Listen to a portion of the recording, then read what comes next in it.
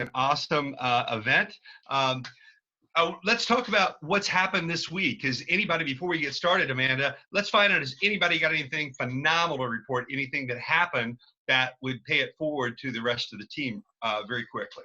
Okay, just little accountability here from anyway. Donica. I have a great new mentor, Danica. I'm so excited. I'm so blessed to have you. Thank you. So that's big news. And ironically enough, I actually, touch wood, I think I have a buyer. So I'm actually going to speak to, yeah. So this was random, right? So I gave actually my tax attorney a call, just randomly, just to sort of say hi. And we were just sort of like BSing, and he's just like, oh my God, listen, I forgot my sister actually is in need for a home. And I'm just like, all right, that's great. So she messaged me actually late last night. She's supposed to speak to me in like an hour. And Danica, I'm obviously going to then let you know all the things that we have to look for. But yeah, so it's exciting, man. I'm excited. Daniel, I forwarded you what the PGA obviously sent me, right? So I have a little bit of work to do on them. They gave me a list, man. It's basically just a list of like numbers and players and their email addresses and everything. But I need to be a little bit delicate, man. But I'm going to probably reach out to them this weekend and probably just meet up with them, man. I'm probably just going to go over to Sherman Oaks and Brentwood. And Daniel, I'll probably grab you and say, let's go with me, DJ. We'll have a cup of coffee with him or something. And, That's Dustin Johnson, for you guys that don't know, on the PGA Tour. And Karan is on the PGA Tour and Dubai Asian Tour, and he's on the team, and he's using his influence. So talk about that for just a minute, because whatever groups or organizations you're in, that is amazing to be able to reach out and actually enroll them in your vision. So tell them what you did with the PGA Professionals of America that we're going to be able to sponsor, just as we would if we were Rolex or Cadillac or Mercedes or what have you. Share that quickly. Yeah, so with being like part of like the PGA, right? So we actually have like specific companies. It's almost like a loyalty program. So we get discounts of like airlines, of hotels, rental cars, anything that a player actually needs, right? And the one thing that they don't have is real estate. So I asked like the president of the PGA, Tom, I was like, Mr. Browley, listen, I actually, I shifted to California and this is what I'm doing. And listen, I would actually really, really want to do something for the PGA, since I consider you guys like my family, which they are. I want to be part of it and I want to help them. So he was so nice. And I forwarded Daniel the email. He's just like, yes, he's on it. So EXP is going to be on the loyalty program for the PGA. Okay. So this is going to be good for the entire company. Okay. It's just not me. I'm going with the thing that Daniel says. It's not me. It is us. It's all of us. Right. Yeah. So it's one team, one dream, all of us. We're all in this together, y'all. All the companies, all our people, everybody that's working together in the real estate industry. We're an essential business to know what to do. I mean, I've been through, feast and famine. I've been through 22% interest rates. I've been through, 2006. I've been through the REO market. You name it, 43 years. Come on. I've been through pretty much everything. And you want to hang around leaders like that. You want to hang around leaders that have been through it, not somebody that just thinks about it. Oh, I know what I'm at. I hear realtors call me and they've done like 5 deals in their career and they go, I got this handle, I'm going to do it. But it really, when they get sick and tired of being sick and tired, that's when they join the team, they come on board, they start, networking with leaders and feeling like, what can I really do? And so together, everybody achieves more, the team itself. So we want to work that together and help each other. And speaking of team right now, I want to reach out to Mike Mina. Is Mike on the call? I'm looking where Mike, there he is. I got you, Mike. Go ahead and mute. Mike has been amazing for our team the past 3 years, and his whole team, Irma and Amy, and the whole staff. They're keeping us updated. And this is a guy that is a monster in the business. 600 transactions a year plus. I want to know what's happening now, though. There's a lot of things going on, Mike. And if you could just keep us tuned up, I really like what you're saying, and I want to hear some good things that are happening with the market right now. And just give us the facts. Give us an update, Mike. Go ahead. Well, thank you, Daniel. Hi, everybody. It's good seeing you all. Hope you guys are all staying healthy and safe. What's happening in the market right now? Well, this week it got a little bit interesting because federal government came out with their new guidelines for the forbearance agreement, and they said, hey, banks, we're going to go ahead and we're going to take care of you. So now you can drop your interest rates. We don't have to pay 2 or 3 or 4 points on an FHA high balance loan. we're going to go ahead and take care of you, but you're not going to be able to get your bonuses. You're not going to get any kind of CARES Act money. You're not going to get anything. So, but we're going to throw you this little small token of nothing. And therefore, at the end of the day, you're going to get nothing, and our rates are just going to stay the same. So we're still seeing a lot of the FHA, VA loans where clients are going to have to pay points. We still have lenders that are doing FHA and VA down to 580, but they're paying points. They're paying 2, 3, 4 points depending on the given day of what they're doing. Same thing with the high balance loans. As of April 12th, 8.6% of all Ginnie Mae loans, which are FHA, VA, USDA, are in a forbearance agreement right now. They said that forbearance agreements are up like 1,700% or something ridiculous like that. Fannie Mae, Freddie Mac, they have 4.65% of their loans in forbearance. I was just writing a little article for some of my clients telling them what the forbearance can do to them, but I want to get all my stuff straight. So you guys will see that here in the next few days when I finish it up.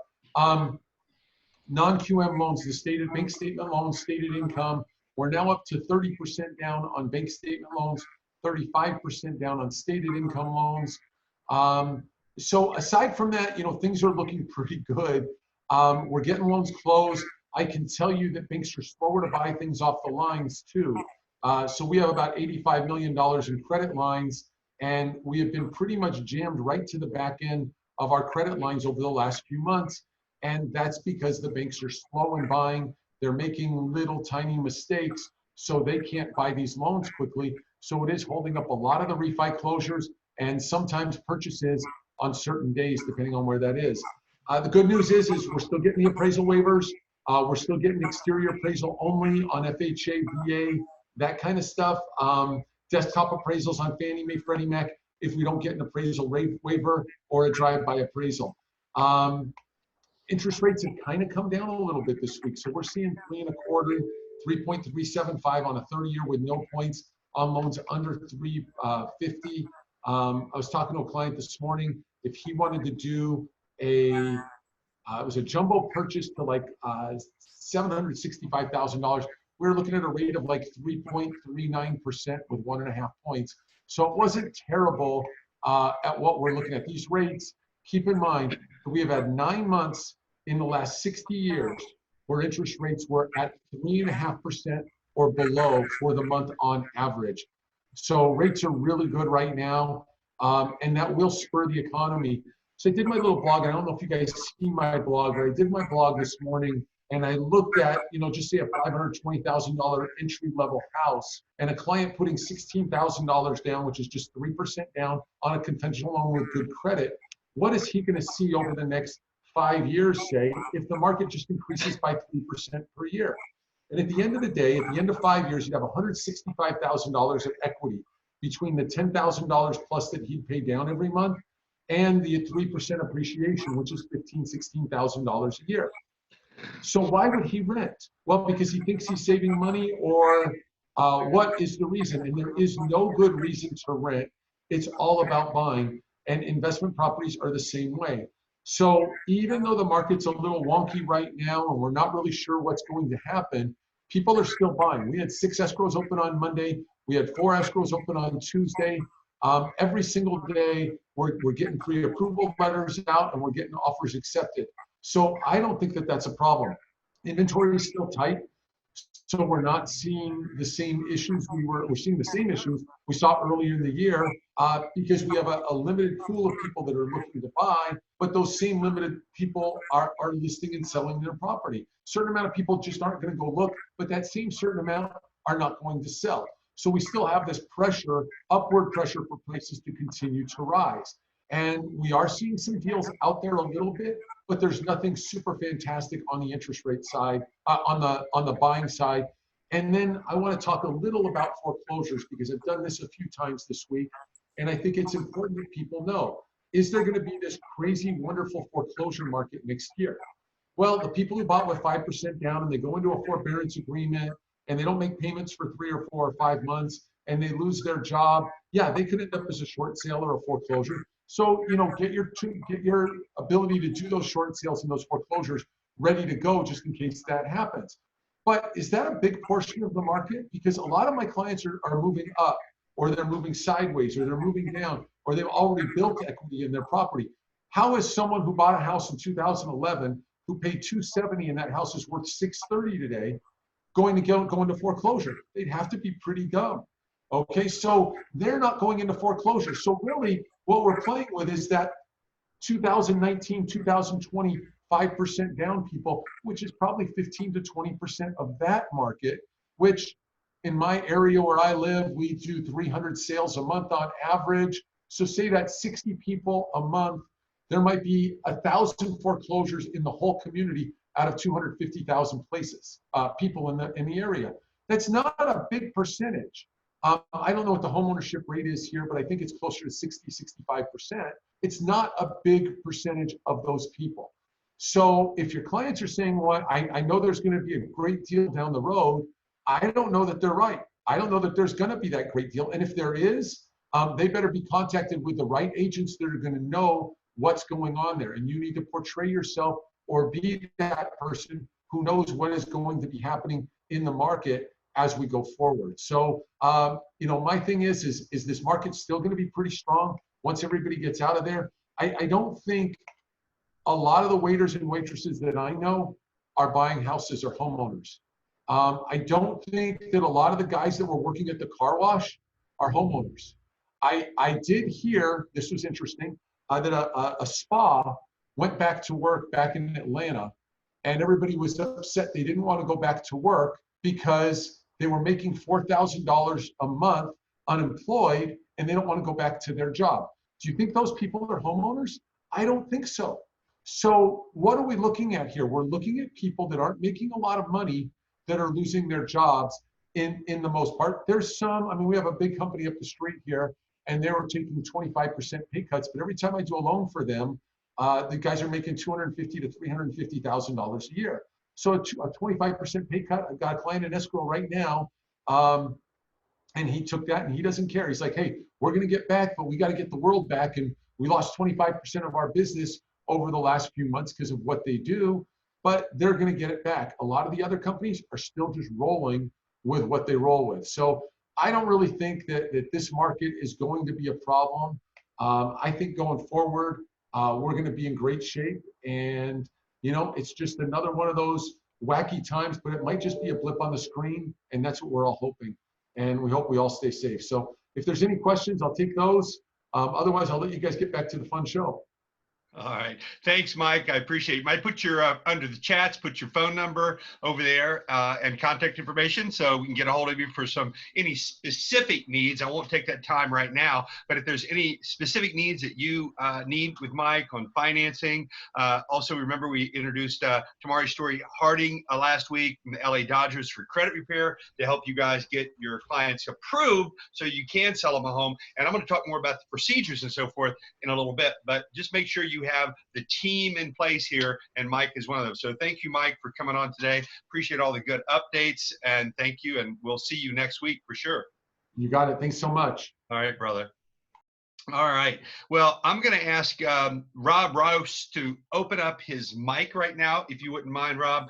And what I want to do is I want to tell you a little bit about Rob, basically. Rob, can you hear me okay? Yes, sir.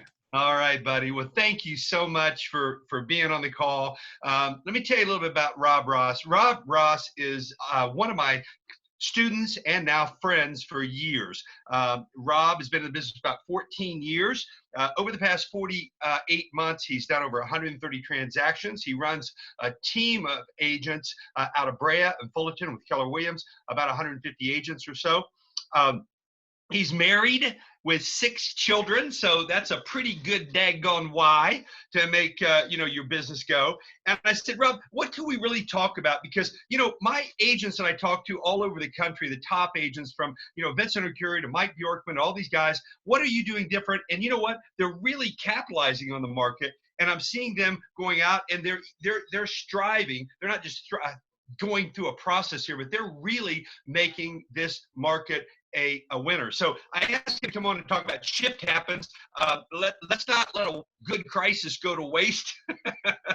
And we'll learn how to thrive and through adversity, how can we can think and act differently. And what we want to do is understand leads. And I always talk about, what is it? The one thing, Rob, we talked about, we go back to, even Keller back in the boot camps back in, my goodness, 1995. It was that one thing. About that one thing, drive for the appointment and then close for that appointment. Now, you've got the skill, you've got the belief, and you've got the scripts that I put out, for years. And now everybody here has those scripts that you guys can use. But the one thing is, how do I get to them? How do I get in this COVID-19, this idea? How do we get presentations? And what can we do to think, Rob, out of the box? So with that, everybody, here's Rob Ross.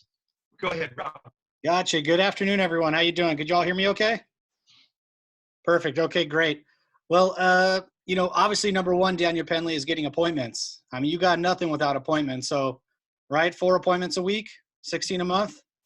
That's right. The goal. Get you out of any crisis, right? So, a lot of people have misunderstanding about appointments. Right now, your appointments with the people that know, like, and trust you, your database, the reason you're in business, the reason anyone is in business to build a book of business, which is your database, is contacting those people and obviously seeing how they're doing, touching base with them. You got to get a heart-to-heart with some people. They got to know that you're there, not just to buy or sell them a home, but that you're there for them for anything. So whatever their needs are. And a lot of people are in need right now. I'm getting emails and text messages from people that own shops that are, the government says you can't open, right? And they're not getting any government assistance. Government ran out of money. I think they just approved another stimulus package, right? So they're really hurting right now. So they're looking for leaders to lead them. They're looking for information. And if you're not the economist of choice, if you're not the one they're going to get their information from, they're going to get it from somebody. So how many times have we seen somebody, somebody that shouldn't be famous because they got like a giant booty and they're on TV and people are taking advice from these people? Like, you got to be kidding me. So if you're not the economist of choice, if you're not the person your people are turning to, they will turn to somebody and they will follow that person.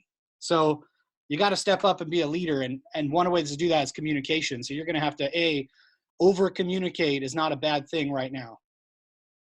We continue to ask for the appointment. We continue to follow up with people until they tell you to take a hike, right? And Daniel, I think you've told a couple stories about that, where you go around the building and knock on the back door, right?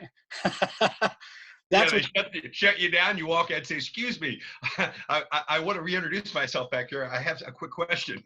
Yeah. Persistence. Yeah, I wouldn't be afraid to call them back and say, because I recruit for agents, right? We're looking to help people grow their businesses. And I would call someone back and say, you know what, I called you last week. Honestly, I totally screwed up on that phone call. Could we start over? Let's go ahead and start another conversation. I was having a bad day. Maybe I had too many monsters, or I had a cup of coffee or something, got me all wired up. So number one is communication. So a lot of agents are actually going to get out of the business, right? Whenever there's a shift in the market, they backpedal. They sit in the shower in the corner and they cry. It's a little interesting. You got to be like the firefighter, man. When that house is on fire, what do? They don't go home. They run in. So right now, your people need you to run in and be the economist of choice. So, how do you do that? Like, how do you stay up to date on the economy? One of them is just being in the know and knowing what's happening in your marketplace. So, the Orange County Housing Report, the LA Housing Report with Steve Thomas, stuff like that. You got to really be in tuned. Chat with your lenders. Like, you guys got some great lenders that you partnered with for years. Yeah, work with those same people. Just like we got in education right now. Let's regurgitate exactly what he told us to somebody else, right? And then when they have a question, don't answer their question. You turn them over to your lender and he'll answer those questions for you. Super simple, right? But they're coming to you first. Trend Graphics is a really good one. If you guys haven't went to trendgraphics.com, graphics with an X, that's going to give you all the information you need for your local economist, what's happening in the marketplace, what's selling, what's not selling. It'll have the trends on there. So when you walk into a listing presentation, they're never going to ask you how long you've been in the business, how many houses have you sold. You're going to walk in there and you're going to blow their pants off because you know what's happening in that city and you know what's happening in the 4 surrounding cities as well. And when you have that type of knowledge, they don't question anything else, because they're going to look at you and you're going to say, well, you understand I know what I'm talking about, right? And they said, yeah, you just showed me you know what you're talking about. Okay, great. So there's no opportunity not to get the listing. So you got to be a little bit different than everybody else. They're going to walk in there and say, you know, here's my postcard. I'm going to put you on Facebook and, you know, do whatever. But when you come in there as an economist, you're really going to blow their socks off. Know your numbers. That's going to be huge. So agents don't get out of the business, and they're in a shifting market. Is there a couple new agents on this call that are brand new? Okay. Absolutely. Okay, excellent. Well, what happens in a shift, which is really great for you guys, is that everyone's on the same playing field. Whenever a market shifts, everybody is new, because these old dogs don't know new tricks. And if they're not willing to adapt and be in front of the wave, then they're going to lose as well. So you guys come in on the same playing field, which is really great. So if you are running successful businesses already, you know, if you guys haven't read the Shift book, I would highly suggest reading the Shift. So it'll give you some key principles to get through a shifting market. And I would look at each one of those and actually study them. If you don't mind, I'll just roll through them real quickly for you. Number one is get real and get right. So Daniel Pendley always talks about mindset, right? You got to believe in yourself before anyone else will believe in you. You got to know that you know that you know, right? He's probably said that 100 times. So get real, mindset and taking action. So get your mindset right. Understand when you're coming there, you're coming from a place of contribution. You're coming from a place of knowledge. You know, you don't have commission breath when you talk with somebody. Number two is remargin your business. So right now we might be spending money on things we shouldn't be spending money on.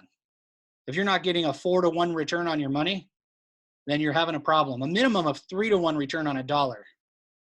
Because a really great business is running on a 30-30-40 principle, right? 30% cost of sales, 30% expenses, and you're only taking home 40%. So if you spend a dollar, you're actually only getting back 40 cents. You're losing 60 cents. So you can't get back dollar for dollar, and you can't get back 2 for a dollar. You got to get back a minimum of 3 for every dollar you spend, so you could at least net 20 cents. So if you're getting 4% return, not 400% return on your money, that's what you should be looking at. So take a look at what business you did last year and where your business is coming from and what you spent money on, and only focus on the things that give you a return. They don't give you a return, get rid of them, leverage them out to maybe another service provider. Maybe someone will help leverage some of that cost, renegotiate some of those things and get them to zero.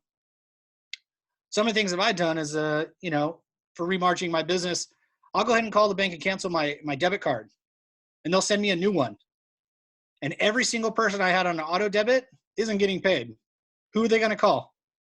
Yeah, they call me. Hey, by the way, excuse me, your card got declined. Oh, that's great. Yeah, I lost it. I got a new one. Yeah, well, you owe us like $600. Okay, well, you know what? I want to renegotiate my contract. Right now is a really great time to renegotiate your contract with your car, with your mortgage, with lowering your rate, right? There's a lot of things you could do to remargin your business. So I would go ahead and take a look at some of those. Doing more with less. You know, instead of doing a lot of marketing, you might be doing more prospecting. You know, prospecting costs you time, marketing costs you money.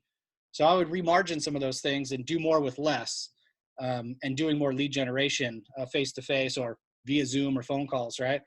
Find the motivated. It's tactic number 4. So we don't want to work with just a buyer. We want to work with a buyer who's looking to buy. We want to work with a seller who's looking to sell. So the first portion of your day, that first hour of lead generation, should be following up with your pipeline report. Who have I talked to lately that I've been following up with that's either going to buy or sell in the next 30 or 60 days? Those people are hot. I'd recall them every single day and I would check in with them. Hey, are we still on target to buy in the next 30 days? Okay, great. I'm following with my A and B clients, the ones that are going to buy or sell within the next 30 and 60 days. And then the next hour and a half would probably be calling my database and building my database. And then number 3 is obviously whatever third source of lead generation you do. So find the people who are motivated to do something and work with them because they're going to close. One thing I do know about buyers is, you know, buyers that are motivated, yeah, they close. Have you ever had a bunch of crazy shit come up and like the buyers are like, we'll do whatever. I'll put my grandma on the loan. I'll sell my car. You know, I'll go get it. They'll do whatever, right? They'll do whatever. So the motivated close. So let's find the motivated, find out what their why is and really dig deep on that. Number 5 is getting to the table.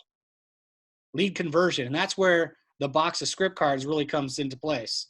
You got to know what to say to get them to convert into signing a contract. So you got to get to the negotiating table. So we all know the steps, right? Daniel Pendley steps. First one is entry, emotionally qualify, sharp angle, right? We know them all, right? So you got to be able to use those to get to the table. And when you get to the table, obviously you're closing for a signature. So if you're not getting to the table and you're not great at lead conversion, you got to start practicing scripts and role play. So practice on each other. Don't practice on a client. They're worth $15,000. The guy sitting next to you or the gal sitting next to you is worth nothing, right? I'd fail with you all day long so I could succeed out in the field, because if I'm only doing 4 presentations a week, I got to get at least one of those, right? So number 6 is catch people in your web. Right now, the internet's amazing. So if you guys aren't doing any type of lead generation on the internet that's free, like on Nextdoor, on Facebook, using Instagram, there's a lot of local ones in your community. I would start popping on those pages. I was just on Nextdoor the other day, and it pops up on my phone like messages when people throw messages out there. Someone was looking for a notary. I was like, oh, wow, they're looking for a notary. Guess what? Well, I run a real estate office. I got to get a notary here. So I type in there. It's like, hey, Keller Williams, Brea Fullerton is here for the community. Come by. We'll notarize your stuff for free. And all of a sudden, all sorts of people started chime in like, oh, they're amazing. They do this and this and this. I was like, oh, well, there you go. So getting people caught in my web, like throwing stuff out there so I can catch some people to drag them in. So lead generation on Facebook, not very expensive. You can spend $20, $30 and get 10, 15 leads. Drop them in your database and start, loving on them a little bit. Where are we at? Number 8 or number 7, price ahead of the market. So that's where using trend graphics and really knowing where the market is going. So when you do pricing, whether you're working with buyers or sellers, like you're the economist of choice, where the prices are going, what it takes to make a deal happen and get them into contract, right? So obviously pricing ahead of the market, just like Daniel Pendley is a surfer. And when he's out there surfing, you want to be on the top of the wave, back of the wave, or in front of the wave? Want to be in front of the wave. You got to price ahead of that. Otherwise you get left behind. Somebody else gets the listing, right? Stand out from the competition. What are you doing that's a little bit different than everybody else? For myself, we do a lot of branding, right? Branding is key. We got stickers and postcards and hats and jackets. And, I'm wearing a t-shirt right now. I don't know, what does it say on the back? Oh, that logo on the back, right? Everything we got's got a brand on it. Man, I'll stick my name on anything. You go to someone's house, stick your sticker on their hot water heater. They only change those every 10, 20 years, right? My name's on there for 20 years. So I'll do things like that to kind of stick out from the competition. And then put yourself out there. Video is like huge. You guys need like 2 or 3 YouTube channels where you're just pumping content out there. So the content could be anything. I can grab my phone and say, hey, you know what? One thing people aren't doing is buyers don't realize like sellers are selling homes. And right now buyers don't think they can go see homes. So a lot of people aren't showing buyers properties. I seen a listing in this neighborhood where nobody was going to see it because buyers are thinking they can't get in. Well, guess what? I'm shooting a video saying, hey, everyone, my name's Rob. I'm a realtor. Guess what? I'm an essential service. I'm fully available to show all of you guys properties. When you were just a looky-loo, just randomly walking into an open house, guess what? You can't get into an open house. There's specific coronavirus forms you have to fill out. You have to have a pre-qual letter, right? Maybe even agency relationship form. Maybe send them my buyer broker agreement. Like those things are needed prior to getting to a house. Guess what? I have all of those. Every property is available to me. You want to get in, call me. Let them know that you're there and you're available to do business with. Don't be a secret agent, right? Those ones don't make any money. So stand out from the competition. Number 9 is create urgency. And we're not talking blockbusting and telling people, the sky is falling, but find out what their why is and actually put some timeframes behind it. What happens if they don't buy right now and the interest rates go up? They're planning on being in their house for a couple of years. Like, who cares what it costs? The payment is super low. The lenders that we're working with get really low interest rates, right? So I got to live with the payment, not the price. So the payment's kind of like an ego thing. You got this big ego. It's like, oh, I don't want to pay $800,000 for my house. I want to wait till it goes to $775,000. Well, who cares if it's $800,000? I'll pay $25,000 more as long as my payment's low, right? So let's go ahead and create some urgency. And the urgency is usually the cost of waiting. Well, what happens if you do wait? For myself, I just recently moved about 1.5 years ago to Placentia, and I lived in Anaheim. And I'm not sure if you're familiar with Anaheim, but they have 2 police helicopters for a reason. So moving was amazing. Did I pay a little bit more for my house? Yeah, who cares? Like, I'm not planning on moving. So my payment was low. My interest rate was really low. I paid more for my house than I probably should have, but I don't care. I'm not planning on moving. So in 10 years when my house value doubles, I don't care. So it's still a win-win for me. My kids are in an amazing neighborhood now. My neighbors are awesome. So I'm in a better place, and that was my why. So create some urgency behind that. And number 10 is expand the options. And that's when it comes to creative financing. That's where your lender becomes your partner. What I do know is, like, a seller is not a seller without a buyer, and 99% of all buyers don't buy without a loan. So they are an essential source of business for you. Partner with them. You don't have to know all the loan programs. They do. So you ask me a loan question, even if I know the answer, I'm not going to answer it. I'm going to send you directly to them because they're the expert. I do what I do. I stay in my lane. They stay in their lane. They're not out there slinging real estate, right? I am. They're slinging loans. So anytime someone asks a financial question, I'll say, it's a really great question. You know who's better to answer that? Boom, my lender. Let me give you his number. He's going to give you a call. Actually, he's going to call you. I'm going to give you your number. And then we link them up together. And all those creative financing options that they have, there's a lot of stuff out there. So let's find what they are and, like, give it to them. So number 11 is master the market of the moment. So what market are we in right now? You know, are we in the short sales? Are we in the REOs? We're not.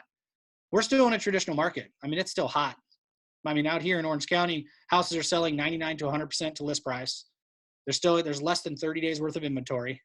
There might be less inventory, but still they're closing. I mean, we're selling houses in 6 or 7 days, tops. So they're still selling really quick. So find out that market and get in front of it. And number 12 is bulletproof your business. Have a plan for your business. A lot of people kind of go through each transaction kind of winging it. Like, you actually have a system in place. You just didn't write it down. And if you have the same system every single time, you're going to create a duplicatable and repeatable business, similar to going to the doctors. When you go to the doctor, you check in, you wait, you read some, like, magazine from 1980. And then from there, you go in, they take your blood pressure, right? They take your temperature, they weigh you, you sit down, you wait for the doctor. If they didn't do those things, you'd think something was up. Where you walked right in, the doctor's like, dude, come on in. I wrote you a prescription already. Wait, what? Right? So create those things. So bulletproof the transaction, have your transaction coordinator, know the documentation, have a system in place. So that way, when you do get into a transaction, it's as smooth as possible. Because the last thing you want is a rocky transaction. And that comes from not being prepared. So 5 Ps, you know, proper preparation prevents poor performance. So let's go ahead and bulletproof the transaction by having not only just the documentation in place and the process, but having solutions in place. Like, if this happens, this is what we do. Right? So think of the worst case scenario. What could possibly go wrong? What could my buyer possibly say to try to get me out of escrow? Right? Let's go ahead and some solutions for that. There are no problems. There's just solutions. So those are the 12 tactics in the shift book. So if you get the shift book, I think I might actually have a link for a free download. So I'll go ahead and I'll find that and I'll send it to you, Daniel, so you can send it out to everybody, which is pretty ideal. What I do know is COVID-19 is creating a whole lot of opportunity. So I love the opportunity because, you know, what's happening right now is people aren't getting out. They're sitting at home. And a couple things happen when they're sitting at home. One of them is they're working from home, which some of you might be working from home, right? So if someone had a full-time job and now they're working from home and their office building says, hey, you're getting the same amount of work done working from home than working here. How about I just get a smaller building, save myself a lot of money, and you continue to work from home doing the same job? Well, now they're going to need a home office. Guess what? They're going to need a bigger house, or they're going to need a contractor. You know, you might have a husband and wife that are professionals and they're working full-time jobs and now they're stuck home with each other and realize the only reason they were still together was because of their full-time jobs, and they don't like each other very much. They're probably going to end up getting divorced. I mean, we're already at a 50% divorce rate, so might get a little higher. And so you could look forward to that coming to the future. So these are waves that are going to be happening probably in the next year. So I'd be looking for divorce attorneys. You know, I'd be looking for contractors to be able to give those referrals to people selling their house, upgrading. You got a lot of elderly parents and grandparents moving in with their kids. Multi-generational living is a thing. And for some cultures, it's always been a thing. But almost all cultures now are doing multi-generational living. What does that mean? I need more space. Maybe I need something with a mother-in-law quarters or an ADU, right? These are hot topics that are happening. And, you know, we might just sell their big home and they just move in with us, or we pick a bigger home. Maybe the older people are downsizing and moving in with their kids. So there's a house for sale. So We got to look at some of these opportunities. We have some people that aren't getting out, and guess what? 9 months from now, there's going to be a lot of coronials running around. So, coronials are going to be a thing. So they're sitting at home all day. They're bored. They're tired of Netflix. They're going to have a bunch of kids. I mean, I already have 6. I'm not having any more, but you know what I mean? If I was stuck at home all day with my wife, I mean, we kind of get bored after a while. So that's going to be a thing. They're going to need a bigger house. So some of these people are teaching from home now. How many people you know that are full-time teachers teaching their kids? They might just want to continue doing that. Maybe they're going to find a new love for it. Now they're going to need a place for a classroom, somewhere quiet. They might need a bigger house. So there's a lot of things that are going to happen with the coronavirus happening. We just need to see where the market's going to go. What's that going to look like? We got to hop in front of it. So there's a big opportunity here to make a lot of contacts and meet a lot of people. I'm actually sending out a lot of EDDM postcards. So what I do know is, like, I don't know if you can see my couch here, but I got, 3,000 postcards like stacked up and ready to go. I just rubber banded them a few minutes ago. And what I do know is that these people are home. And if you've ever been home for like a long period of time, one of the exciting parts of the day, which is a little strange, is the mailman coming. I don't know if you've ever noticed it, but if you've been home for 6 months or you've been hurt and you haven't gone out much, when the mail comes, it's kind of an exciting time. So I'm sending a ton of stuff to their mailbox because I know they're going to read it. They usually just throw it away because they're busy. They don't have time for it. It's just junk mail. I send them out on Thursdays and Fridays, so they get them Fridays and Saturdays. They don't get mixed in with the junk mail on Wednesdays and Thursdays. So I'm hitting people when they're home, which is really awesome because, I get phone calls. So I love it. So what's happening in your guys' business right now? Let's kind of open it to some of you guys. What questions do you have? What are you doing a little bit differently? I don't know if you guys noticed my hat, Bid to Start. It's actually one of the companies that I partnered with here at Keller Williams, Brea Fullerton. A buddy of mine owns it. And what he does online auctions. So you don't even have to go in the house. They'll auction off the house for full market value without actually, without actually being there, which is pretty awesome. So I could partner with him. I could take a listing. They'll do all the work. I still get paid, and the buyer pays the commission. So if you're interested in something like that, I'd look up bidtostart.com and, take a look at that. What's really cool with FSBOs right now is that's how we'd call them. So my job is not to kind of steer them in one direction. The best listing agent is going to give them options, and everybody loves options. Otherwise, the menu would just have one thing on it, right? So options are key. So when I go to a listing presentation, I say, okay, you tell me what you're looking for. You want to sell your house immediately in the next 10 days, all cash? Okay, there's a price for that. You want to spend $5,000 and fix up your house a little bit? There's a price for that. You want to rehab your entire house with my crew and we'll have a top market value price for that. You want to sell your house on an auction and sell it in 30 days and pay 0 commission? Oh, wow. How do I do that? Well, that's a great option. Do you want our company, Keller, to buy it and then relist it? I mean, that's an option too. So I'm going to give them 10 options. They're going to pick one, but you know what they're going to pick? They're going to pick me, the guy with all the options. And I don't care which one they pick. They could sell it. I could sell it to an investor tomorrow. It's all up to them. Some people, you'd be surprised how many people just want to get out of Dodge and just sell to an investor. And then I triple-ended a deal. I represent the buyer, the seller. I relist it. Most likely pick up the buyer again. It's a great deal for me. I actually make more money than the flipper, which is kind of nice. So, let me open up. What do you guys got? What do you guys see in your business right now? What kind of questions could I help you with? I talk a lot. Ooh. Can I say something? Rob, Sure. You know what I liked our conversation about, and I've had this conversation. We've been going on with this now for about 6 weeks. And I've had this conversation about what you can't do. And that's okay. I mean, you can't do that. But because of the coronavirus and what's shifted, what can you do? And that's what I want to open up the conversation for. So, you can't knock on doors, but you just hit on it. You can go out there because they're looking for the mailman, and you can double down on your flyers and that because they are opening the mail. Some of those kind of things real quick. And then let's open it up because I want to have everybody going, yeah, you know what? I'm going to actually take action. I see the traction that I could do this. Here's the law of intention. I'm going to take this action I just got on this call and then assume it's going to work. So I want you to talk just briefly about what you really can do in this market, but what you can't do now. So what can't you do now? Gotcha. Well, Brendan wrote a question right here. It says, what's a good tactic to circle prospect right now? So circle prospecting is cool, right? So when we take a listing or we have a farm, we actually circle prospect, just, cold calling. So what I would do is I was to cold call, which we do, circle prospecting, because I have a farm and that's what we like to do. We're just calling them and say, hey, you know what? We're actually a resource in the community. And one of the taglines that I use that you're welcome to use, which is we live here, we work here, and we're here for you. It's a tagline that I use, and it actually looks kind of like this. See it on my board here, kind of, I think. So I use that, hey, I live here in the community. I work here in the community. So I'm part of the community. We're here for you. So I just give them a call and ask them, hey, you know what? With COVID-19 going on, how you guys doing? And they're just going to tell me, hey, I'm doing great. You guys healthy? You guys happy? Okay, cool. Like, a lot of people are suffering right now. There are a lot of people hurting. And one thing they might not have is information. I'd love to be the resource of information for you. Do you know somebody else that might in the neighborhood, friend or family member that might be hurting, that might need some more information about an SBA loan or unemployment or something like that? I got plenty of videos and I got plenty of links I could help them with just to give them information.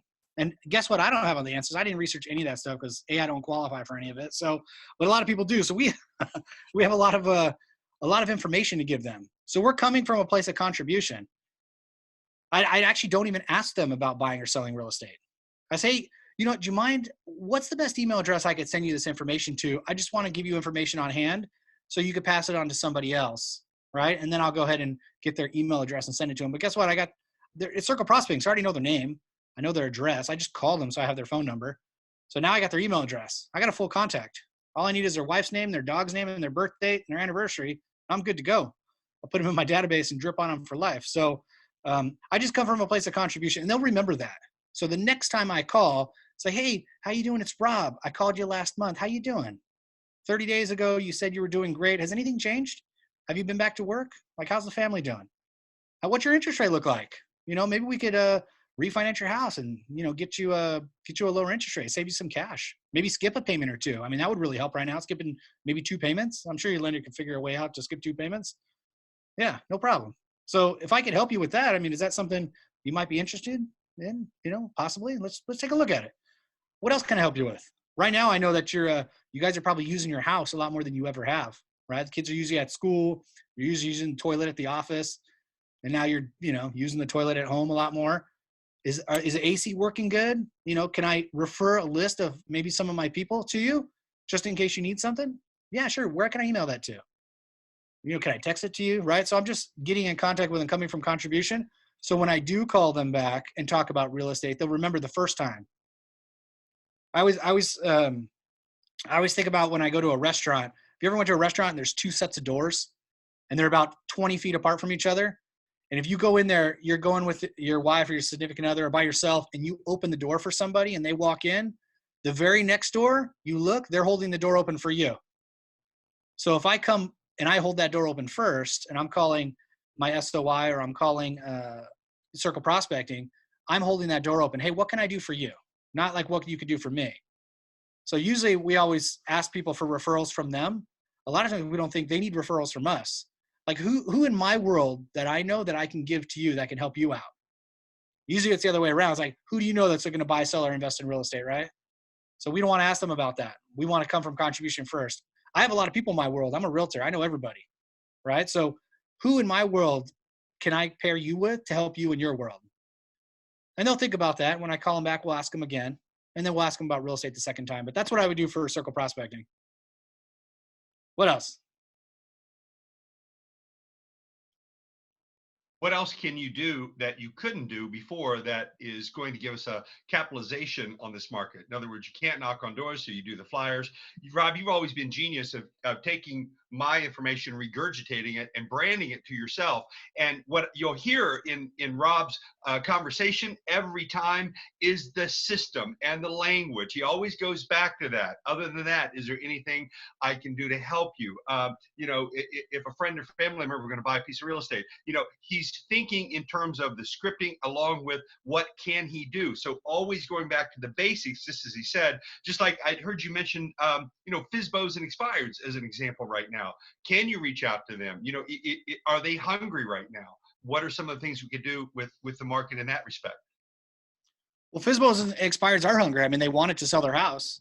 So right now, you have to sell their house differently than they did before, right? There's different procedures. And if an agent's going to them and doesn't know those procedures to get their home sold, nobody comes and sees it. Showings are down. Houses are still selling, but showings are down. So I could do an open house on a Saturday and get 100 people through normally. Now we could put a house on the market and you got 10 people through on a Saturday. Or nobody comes in unless they send an offer subject to interior inspection, right? So to do something a little bit differently, for example, we're taking a listing next week.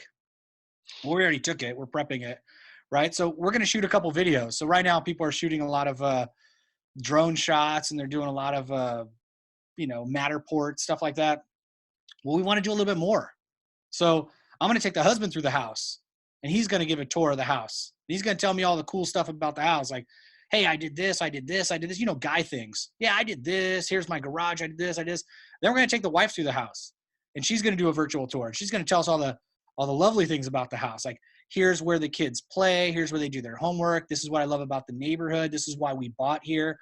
So pretty much, he's going to give us the logical side. She's going to give us the emotional side.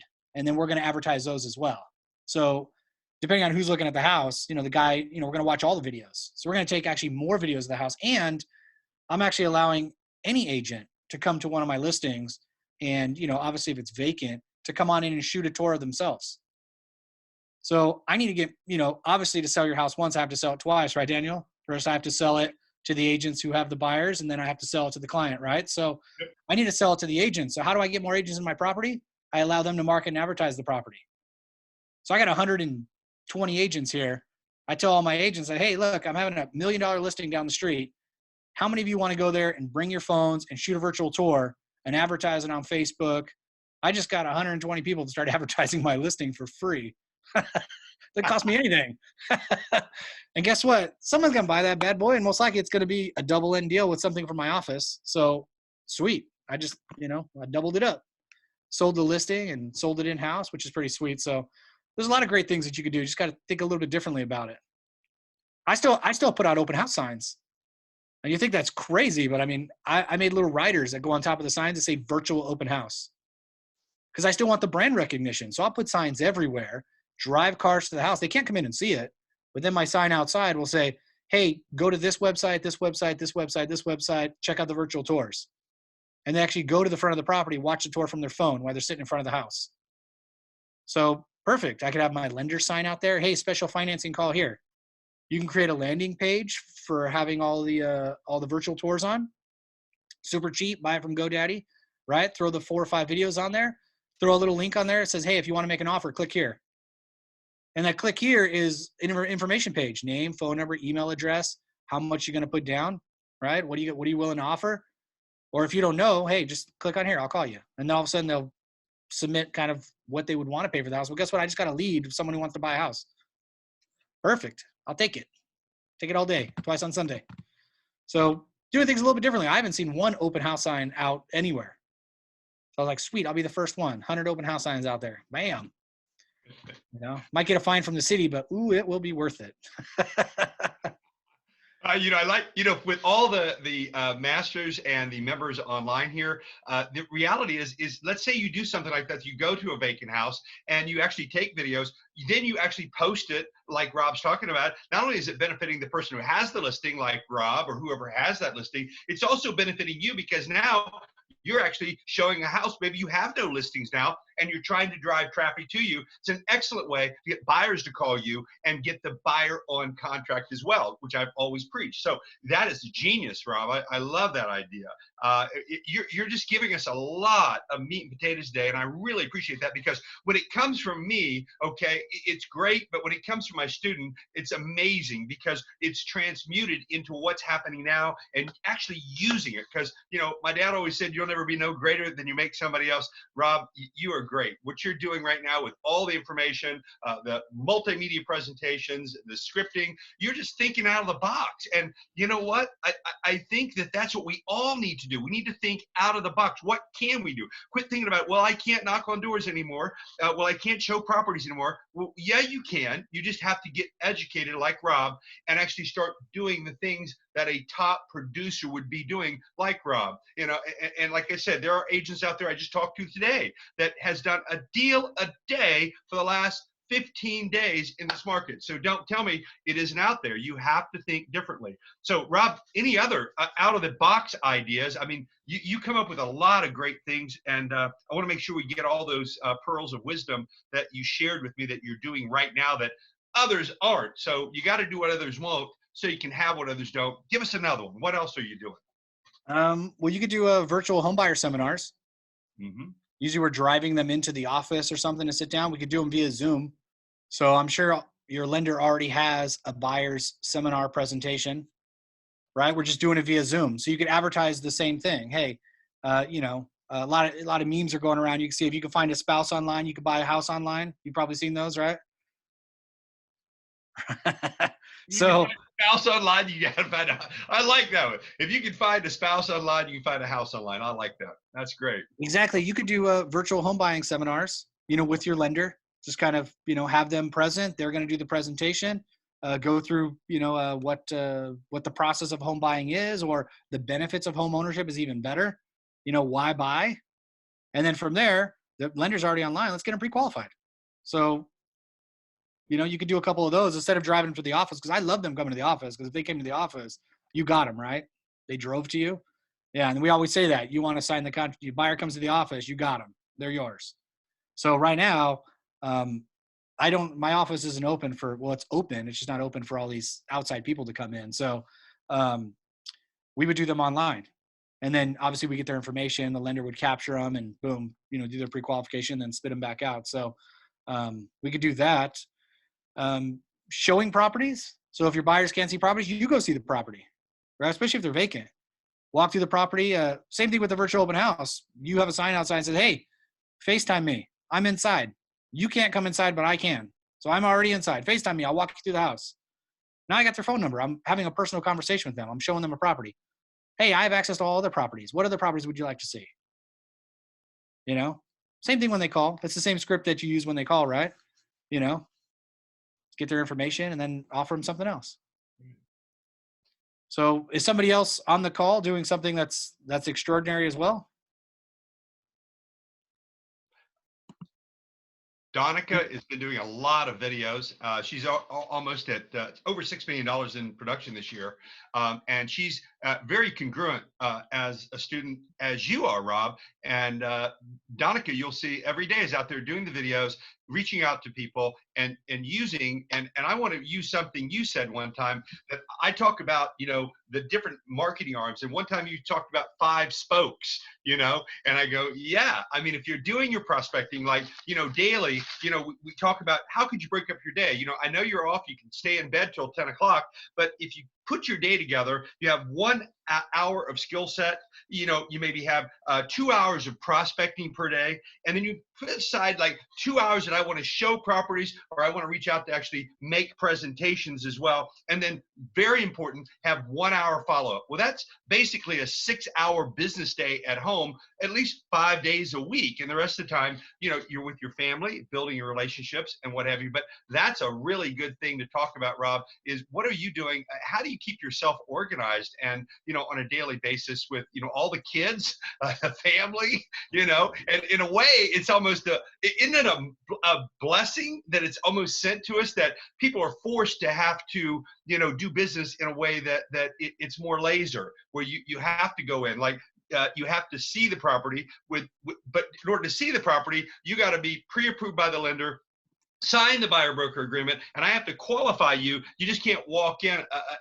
Anybody just can't walk in. So having that system in place now, it's actually, we were ahead of our time, really. And now, you know, what can we do now that would help us to stay on track in a daily basis, Rob? Like, let's say, you know, remember Rob is, remember, an 8-time graduate of the Masters. We do time management, you know, put the perfect day down. What now? With, you know, this going on, what is the perfect day now when you get up, and how do you orchestrate and not get like, well, I don't have to go anywhere, but make it a business, home business, really, for sure. Well, one of them is obviously getting your lead generation out of the way. So right now, what's really cool about lead generation is sometimes we'd wait toward the end of the day to do some new lead gen when people get off of work and they're home, but most people are home. So when you call, you'd be surprised how many people answer. What's really great, Pop-bys, I've been doing pop-bys, actually going to people's houses. I just haven't been going inside. So I've been popping by and dropping some stuff off. So like tomorrow, for example, I got 7 pop-bys to do. I'm dropping off 7 shift books to 7 realtors in the area. They don't know I'm coming, so it'll be a nice surprise. That's great. So yeah, another thing I've been doing is the farming. So like right now this morning, I hit up my title guy. I said, look, I want to attack this new farm. Here's the parameters. He already sent me the data within just a couple minutes. I need cell phone numbers, email addresses. I need all the information. So whatever you got, send it to me. And then I'm fortunate enough to have a system that runs all of that for me. So I have a system called Command, which is only available for Keller Williams. So, but there's other systems out there.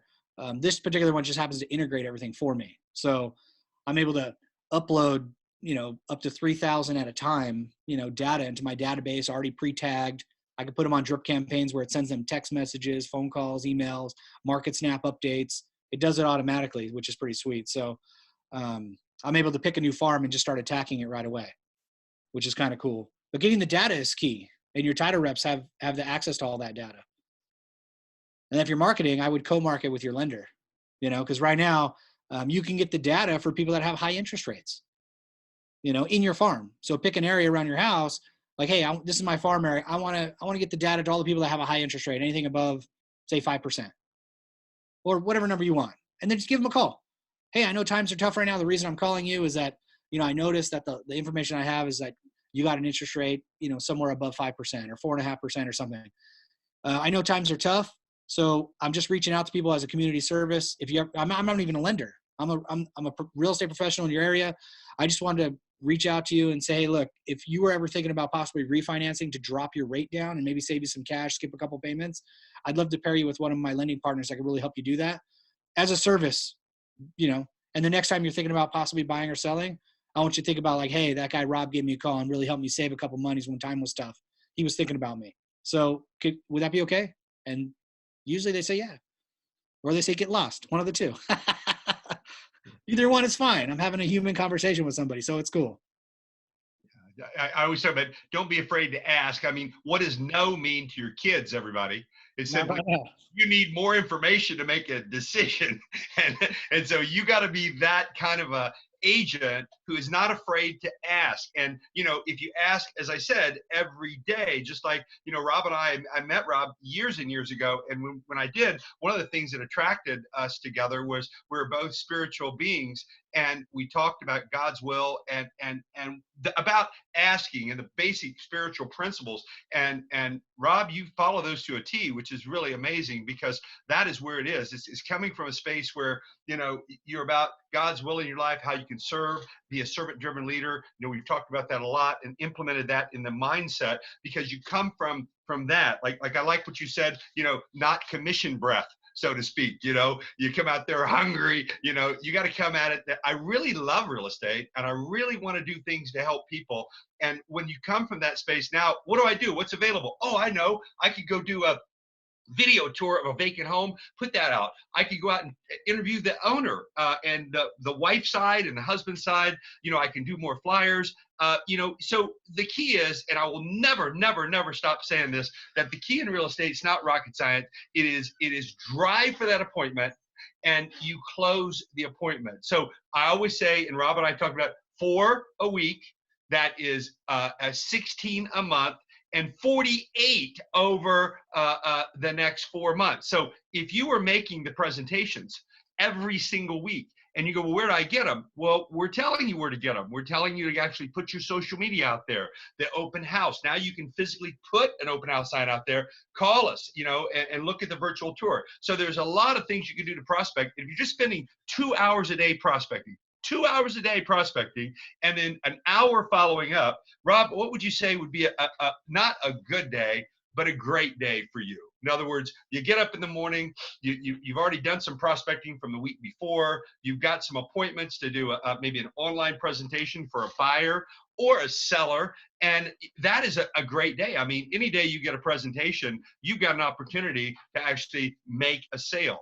and it's happening out there. People don't think that, oh, just because, you know, this is going on, our market documentation will outweigh conversation. Our market has not dropped as a real estate essential. We have maintained the market has stayed with the interest rates out there and what is available. So don't let anybody tell you it's a bad market, because it really is not right now. It's an market that I'm saying that why let a good crisis go to waste? You know, just like we talked about, Rob. So what is a good day for everybody? Because we got I see brand new babies. I see people already hit 7 million on this call. I'm looking at the whole team here. I'm seeing other top producers that are brand new. There's a lot of microcosm of great agents on this call. So what would be a good day, you know, as a leader? Would you have everybody get up in the morning, and what would we do for the day? How would you set up your day? Well, usually you do some personal stuff in the morning, right? Some people shower, exercise, pray, meditate, get in the right mindset. If you're not in a good mood, don't lead generate. Lead generate via text message. So you actually have to, like, the Miracle Morning is really great. Thanks, Amanda. But you know what? I mean, being in the right mindset prior to doing some lead generation. If I come in and I'm in a crappy mood, I don't lead generate. I don't call people. I'll do text message follow up. I'll do some email campaigns. I won't shoot any videos, right? Because, you know, people see that. They hear it in your voice. They see it in your face. So, put yourself in the right place. So put yourself in the right place, come to work, come from contribution. And then I usually start with lead follow-up. I don't do lead generation right away. I do lead follow-up. So I want to follow up right away with the people that are hot, the people that are somewhat on the fence, ready to move forward. So I'll lead follow-up the first hour, maybe hour and a half of my day. And then I'll probably take a break, go do something, get my mind off of some things, come back, and then do new lead generation. So my lead generation is a little different than yours now. So I lead generate for real estate agents, right? So it's the same thing. I'm setting, you know, you're setting 4 appointments a week. I got to do 10 a week. So my goal is 10 appointments a week. That's 40 a month. So yeah, so my goal is just a little bit different, but I'm still setting those appointments. So setting appointment and then getting them on contract and then helping them with their business. So a great day for me is being in the right mindset, obviously coming to work, doing my lead follow-up, doing some lead generation. And then I want to make sure I'm spending some time on my business. So a lot of people spend time in the business. I need to spend some time on my business. So I go into Command, I dial in my database. I have a lot of tasks that pop up that I need to complete for the day for follow-up. I have a list of things I need to do for social media marketing and so forth. So, and then I do some training. So I want to do some sort of training to build my skills every day. You know, Daniel Pendley talks about reading 10 pages a day. Yeah, we want to spend some time learning something new. So I want to make sure that every day I'm actually improving. So I'll watch either a training video or I'll do something new on Command or on some sort of tech platform. What's really cool about tech is, like, the market of the moment is forcing us to use tech. And I'm just so blessed to, like, work with, you know, I think we're the top, like, I don't know, 1 to 5 tech companies in the United States. So working for a tech company is really huge, that we have kind of a huge advantage above most companies because we're already a tech company. So getting involved in the tech and, like, making sure that you're using that to leverage your business as well. So I got to learn, you know, obviously the tech stuff because, you know, I'm not the youngest cat. So I need to, you know, really spend a little bit more time working on some tech. Usually I get some help, but I still learn it. And then finishing up the day with scheduling what my day is going to look like the next day. So before I leave, I track my numbers and make sure I put those into the system that I use. I use a system called CTE. It's called Commitment to Excellence. CTE Biz, or I forgot what it's called. It's called Commitment to Excellence. If you look it up, it's, you know, my office pays for it, so I pay for it for everybody. So it's a cool program. I put all my numbers into there. I update my pipeline report, and then I actually, for accountability, which is huge, I take a picture of all the leads I did for the day and all my conversations, and then I take a picture of my schedule, and I send it to my OP. So to show them that, you know, I'm getting stuff done. So I have them hold me highly accountable. So it's pretty cool. And then I go home and enjoy myself. Turn my cell phone off. You know, you'll probably go to voicemail. You know, text me because I won't answer your call. Not because I don't love you. It's because I'm busy. Never apologize for being successful. Right? My doctor doesn't, so I don't either. Well, that's I don't know about all you, but this is awesome information. And anytime I get one of my top agents to come in and give you the pearls of what's happening now, it's what's happening now. I mean, what could you do now? Everybody on this call, I believe, is getting a blessing from this. And I think the reality is, Rob, about paying it forward. And I can't tell you how thankful I am for you, because every time you've come back at least 6 master's class that you weren't even registered for, besides the 8 you graduated from, and gave your open house techniques. You've given your garage sale techniques. You've given all these different things that you could be doing. And if you really want to lead, you got to lead yourself. And that's what Rob does. So you don't sit there and go, well, I can't do that, so I'll stop. No, like he said, a lot of realtors are just going to quit because they don't know what to do, because they've never done it any other way. And I've talked to realtors that have been in the business for, literally 40 years, and they're going, I'm lost. I can't do this. So my brother today, as an example, 78-year-old doctor from Dayton, Ohio, I was shocked. The phone come up and his face is there. I go, what are you doing? How'd you find out that? He was forced to go and learn how to do FaceTime and Google, and he actually, hey, how you doing? I said, well, congratulations. Welcome to the new world. All right. So a lot of people don't know how to do it, but you don't have a choice now. You don't have a choice not to learn the technology, not to learn the Zoom, not to learn the lead follow-up, because this is the new norm. People are working from home. They're showing properties on Zoom. This is the way things are transferring. It's been a disruptor. And in a way, hey, everybody, we can see more people. We can make more money. And like Rob said, my God, 10 presentations a week. Are you with me on that? Hello. Before, you'd be lucky if you could I'd go do a FISBO 3 a night on maybe a Tuesday, or I was lucky if I could get 5 or 6 in physically, a week. But this allows you to get more presentations in. Would you agree with that, Rob? Yeah, no, you got to do your presentations via Zoom because they don't want you in their house. That's right. You don't. Especially absentee owners. Absentee owners, if they're renting their properties out and those people decide not to pay rent, imagine if you owned a second house and you were making $100 positive cash flow a month, and all of a sudden your renter said, oh, well, I heard on the news that I can go 12 months without paying you. So piss off, right? And you're like, oh, whoa, I don't want to be a landlord anymore. I want to sell that place. So if I can get them out, give them some cash for keys, they're probably looking to sell. So you want to do your presentation via Zoom. They're in Chicago or something. Like, hey, look, I know you own this house in Orange County or LA County. Let me show you what I do to get home sold. You share screen, presentation pops up, boom, boom, boom. Here's what I do.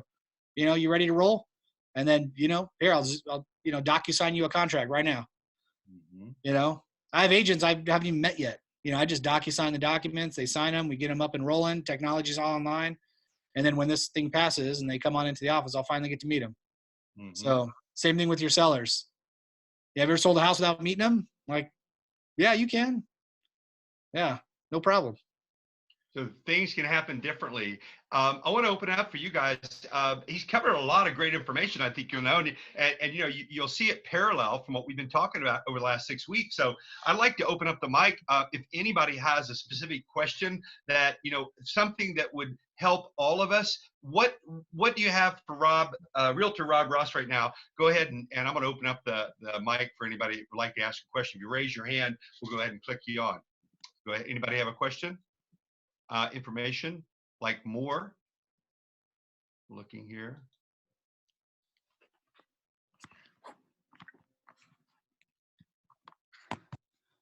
Don't be bashful.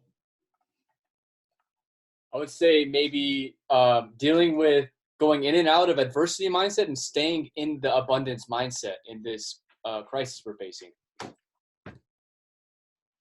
Yeah. Gotcha. Okay. Yeah, I'm always usually in kind of a positive mood because there's a lot of things I can't control. So I only focus on the things that I can control. So, some people ask me, it's like, man, why don't you get upset about that? It's like, well, I can't control that. I can't control the traffic. I can't control the weather. I can't control a lot of things. So what I can control is myself. It's kind of like when something happens to you, someone cuts you off, your first reaction is what? You probably shoot out a couple words that your mama shouldn't hear. And then the second reaction, you could actually control, which is you speed up. What do you cut them back off? No, you could do nothing. So you can't control the first reaction, but you can control the second one. So When adversity happens, a lot of times it's a no prior to getting a yes. So one of my buddies, Ramon Sanchez, he's a really great cold caller. And when I was new, I used to sit back in the back and just listen to him cold call. And it was just relentless every day, same thing. And I always ask him, it's like, man, you get so many no's. It's like people slamming the phone on you, telling you to piss off. Like, could you just stay motivated? Well, he did the numbers, and he said, hey, every time I call and ask somebody for business, they say no, I made $47. What? Like, tell me a little bit more about that. He said, okay, great. So on average, I'll get so many no's before I get a yes. And after so many yeses, that'll schedule an appointment. Out of so many appointments, I'll get a contract. How many contracts, I'll get a closing. So he'll take the amount of all the no's and yeses, put them together, divide them by how much money he made off that one closing, and then obviously take all the closings for the year and divide it by the contacts. Every time he gets a no, he actually made $47. So when his wife calls and says, hey, you want to go out to dinner? He goes, yeah, no, I want to go out to dinner, but give me a couple more minutes. I want to get 2 more no's so I can pay for dinner. So, and then he would get a couple no's, and he's like, perfect, I made $100. I'm out. I'm going to go take my wife to dinner. I was like, oh, wow, that's pretty awesome. So, the no's were positive to him. Every no that came by was getting closer to a yes. And he had that type of mindset, and most people would kind of get turned off. I don't know if you've ever made a couple phone calls and people yell at you, tell you you're going to sue you, tell you all sorts of things. And I was like, wow, somebody needs some Jesus. So it's pretty funny. But yeah, I just, there's nothing I could do about them having a bad day or them not wanting to answer their phone, but I can only control what I can do. So, as long as I stay positive, it'll rub off on most people. Good question. Anybody else got a question out there? Brett Johnson, go ahead. Unmute yourself. There we go. Hey, I got a question about how you see the Airbnb market factoring into housing prices as we move forward through this crisis. Do you have any thoughts on that? Right now, the people that I know that own a lot of Airbnbs, their business is actually decreasing quite a bit. So what they're doing is they're doing monthly rentals. So instead of doing some dailies, like right now, to keep the occupancy high, they're renting it out for 3 or 4 months at a time. Especially, they're starting to advertise to people from like Canada, for example, where the winter's crazy there. So they'll actually move down here for the winter for a couple months, especially people that are professionals that work from home, and they'll rent out those type of places. So, yeah, he's just kind of switching what his target audience is. He's not getting a lot of, a lot of the Airbnb people aren't getting a lot of traction right now. So they're actually doing, they'll actually cut their rate to do longer term rentals. So at least they continue to be in the positive as far as cash flow. Does that answer your question? It does to an extent, but I'm curious, do you see this as sort of a little bit of a bubble that we're going to see a lot of defaults come out of this as we move forward, and how that'll impact sort of the overall housing market as we kind of drop and then come back up out of this recession, how you see that factoring into it? Any thoughts on that? Well, I don't see us, what happened in 2008 when we dropped to the bottom and hit it, the bottom was like 11, 12. It kind of stabilized at that point and then started growing from there. I see it dropping down and then coming right back up. So right now I don't see the prices dropping, right? I see the amount of houses on the market are less and the amount of buyers buying are less. But the inventory is still flying off the market. It's still anything under $1 million is still selling in less than 30 days. The only thing really affected, I think, anything above like 1.3 and above, that market might be sitting a little bit longer. That's where pricing comes into play. Anything over $1.5 million or so, you really got to price it aggressively. But anything under $1 million is still, I'm not sure what market you're in, but yeah, out here in Orange County and in LA, they're still flying off the shelf. So I really don't see it affecting much. As far as the REOs, we're going to see some foreclosure in REOs, but it's going to be a couple years from now. I don't think it's going to be within the next 12 months. Okay. Typically what happens is when something happens, you see it 3 or 4 or 5 years from now. Okay. It takes a while for it to take place. It's not like everybody's going to lose their house overnight, especially if they're not paying and nobody foreclosed in a year. And then they go through the foreclosure process, if they're not paying. And then most banks are going to most likely do something. They're going to come up with some sort of creative financing. Some of our lenders were, talking about, they're applying and getting 40-year loans approved. I was like, oh, wow. Okay. So I don't think they're going to let the market crash again. And this wasn't something that we did. The banks didn't do it. The government just kind of shut down. So, it was kind of man-made, and I think it'll just bounce right back. Okay. That question was sort of based on, I've got a number of first-time home buyers who kind of went through the 2008, and I own property and I went through that, so they kind of know that I've seen the worst of it. But then they're all looking for, when are we going to see this sort of bottom out so we can price out the best time to jump in? We don't know that yet, but I wondered if you or anyone else that has more experience. I've been a realtor for 3 years now, so I don't have a ton of experience on this.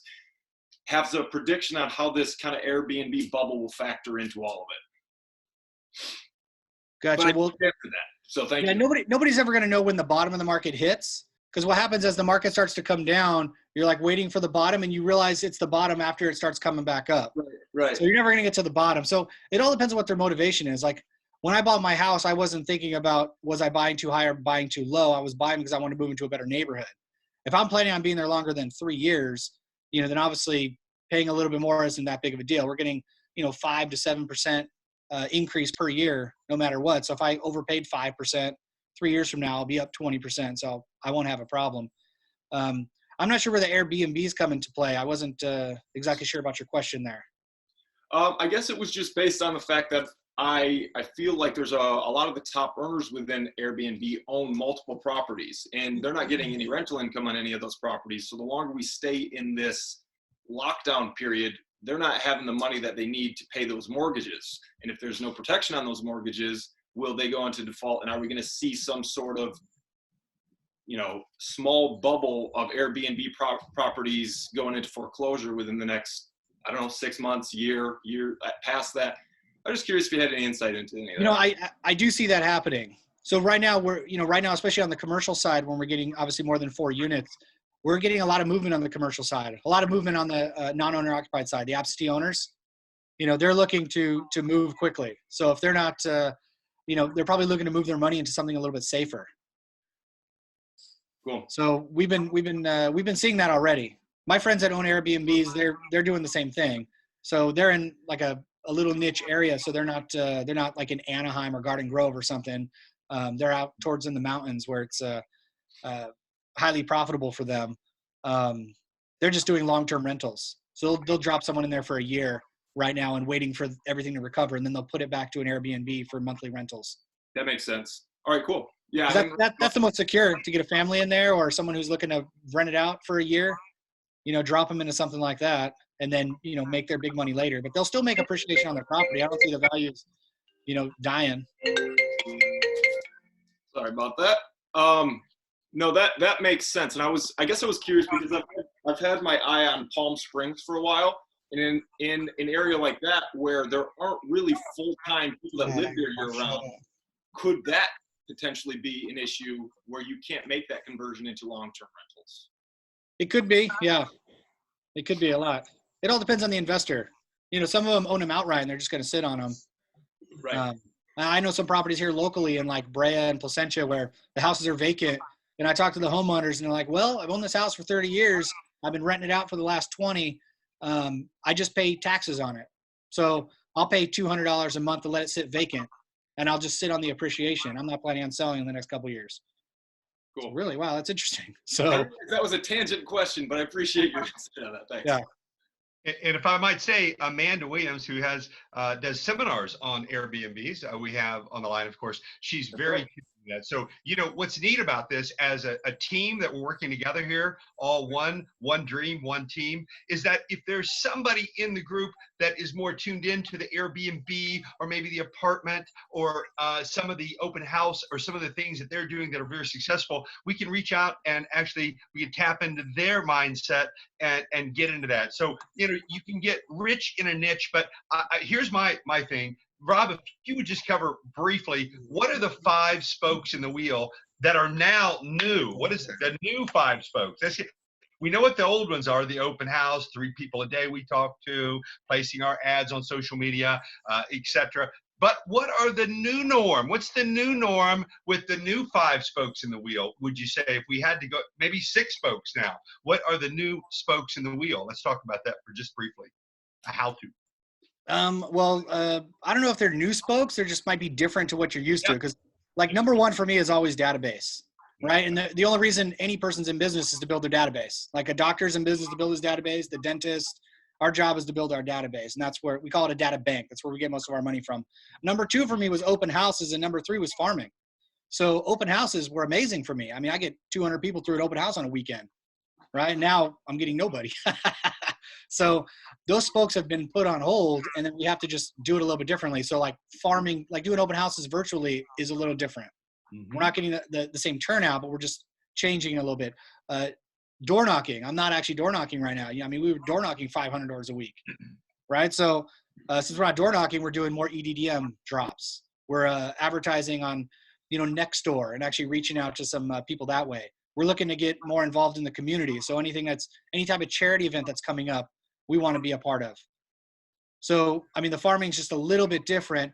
The only probably we're doing differently is we're reaching out to non-owner occupied. So the absentee owners, they might want to finally sell that property, take their cash and do something else with it instead of having the property sit there. Because, the news has scared them a little bit about people not paying the rent.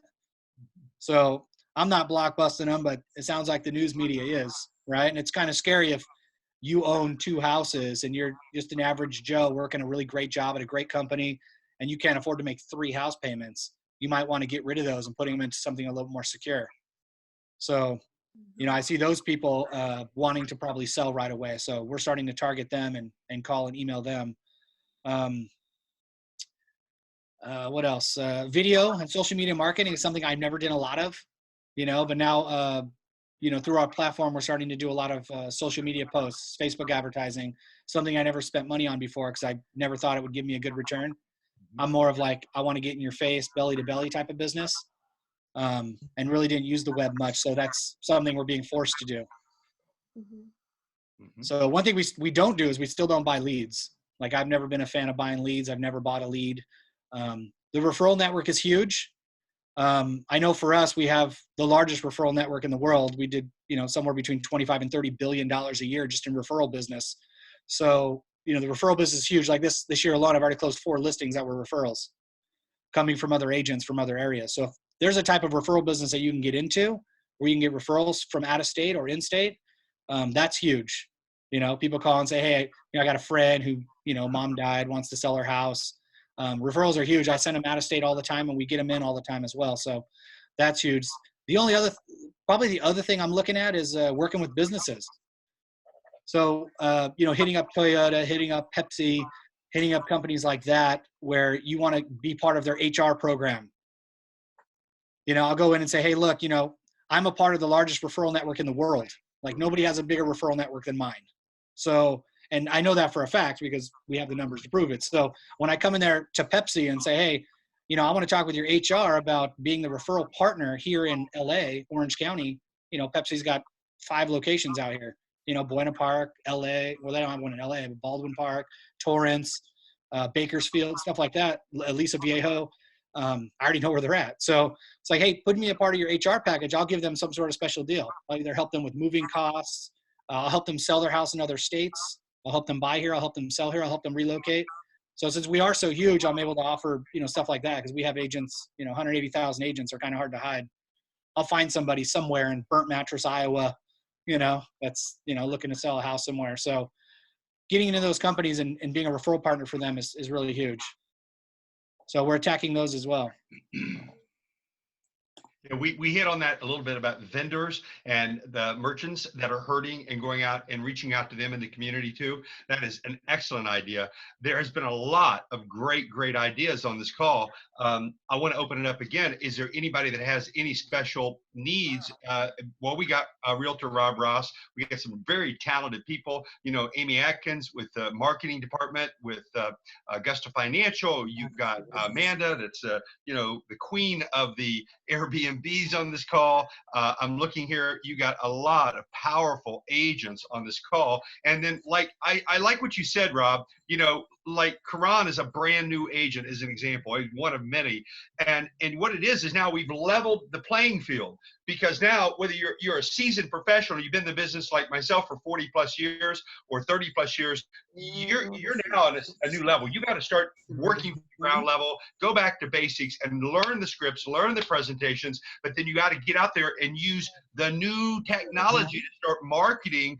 And if you don't have a virtual platform, we're going to talk about that a little bit. If you don't have a virtual platform to work from, then you're behind the ball. So we want to make sure that everybody has that opportunity to have that virtual platform to be able to work together and be able to use what we have out there in technology. And you got to learn it. Like I said, 1 hour every morning, you get up and read, the power of the dream. You read a good book. You actually put your mindset. Then you work on skill set. You go 2 hours of prospecting. And then from there, you look at your presentations. Who can I get today? Where's the money? Drive for that appointment and close that sale. You're looking at that, and you do it with love. You do it with concern and compassion, and you just look for the, like you said, I love the guy about the nose. He get 2 more no's, he can buy dinner. So, don't give up. What I'm saying is persistence. Always, every agent I've ever trained throughout my career, the one word that always comes up, like Rob, think about it, persistence. I mean, that he's getting rejected daily, a lot, right? But he's also, out of those no's, I call them cherry no's, I eat them for breakfast, right? Is that I know there's going to be one. If I have to call 20 to get one, man, I've got an opportunity to create a presentation. That's what we're doing here. Okay. Anybody else? I'm going to open that door up. Some of those things we're thinking about, guys, please, this is your call. Can you hear me, Daniel? Okay. Yep. Yeah. So Mike and Amy wanted to open up their mics real quick. Okay. You guys go ahead. Can you hear me? Yes. Okay, good. Hi, hey everybody. Hello from my home office. I wanted to add a couple of key points here. I know it was coming up about the recovery, and I've got kind of some infographics that I'd like to send to everybody after the call. I can get them out later this afternoon or whatever. The major financial institutions, it's showing what they think, and it's Goldman Sachs, JP Morgan, Morgan Stanley, and Wells Fargo, and what they're saying. And most of them are calling for a V-shaped recovery. There's U, there's L, there's but a V-shaped recovery, and it's just based on what they're seeing. So I want to be able to send that to you, because I know that question came up as to when are we going to recover, how are we going to recover, what does this look like? And again, adding to what Daniel and Rob said, this was not caused by real estate, so the recovery will be different than it was in 2008. Also, I wanted to kind of touch on what you were saying too, Rob, with getting up. I talk to agents all the time, and some of them are kind of choosing to stay in their jammies and waiting for this to all be over with, and then they're going to go back at it. And then there are some that get up, they shower, they dress, even if they don't lose and they're making their calls because they feel better, like they're working. And momentum, if you think about it, it's so much easier to steer than it is to start. If you've ever skied down a slope, or if you've ever driven a car or anything, it is so much easier to steer momentum than it is to start it. So keep the momentum going, reach out to people. It's very important right now to have that emotional engagement. And I don't want to sort of be redundant, because other people have already talked to you about this. But with emotional engagement, I want to throw some numbers at you. When you emotionally engage with your customers, when you're calling them during this and just saying, how you doing? What's your favorite restaurant? Where are you finding good things to eat, at this time, that kind of conversation, you are 3 times more likely to be referred business. Okay. You're 4 times more likely to, they are 4 times more likely to repurchase a property or a home with you, and 44% less likely, I love this one, to shop around and to look for other agents to interview. Okay. 44% less likely if you have some sort of emotional connection with them. So get good data out. Irma's also on the call here, and I know that, she's also, got great information, and she can also help share some of this, but I want to get some good infographics out to you guys so you can share it with your clients. People don't know what's happening. They think it's 2008. So, I'll share it with you too.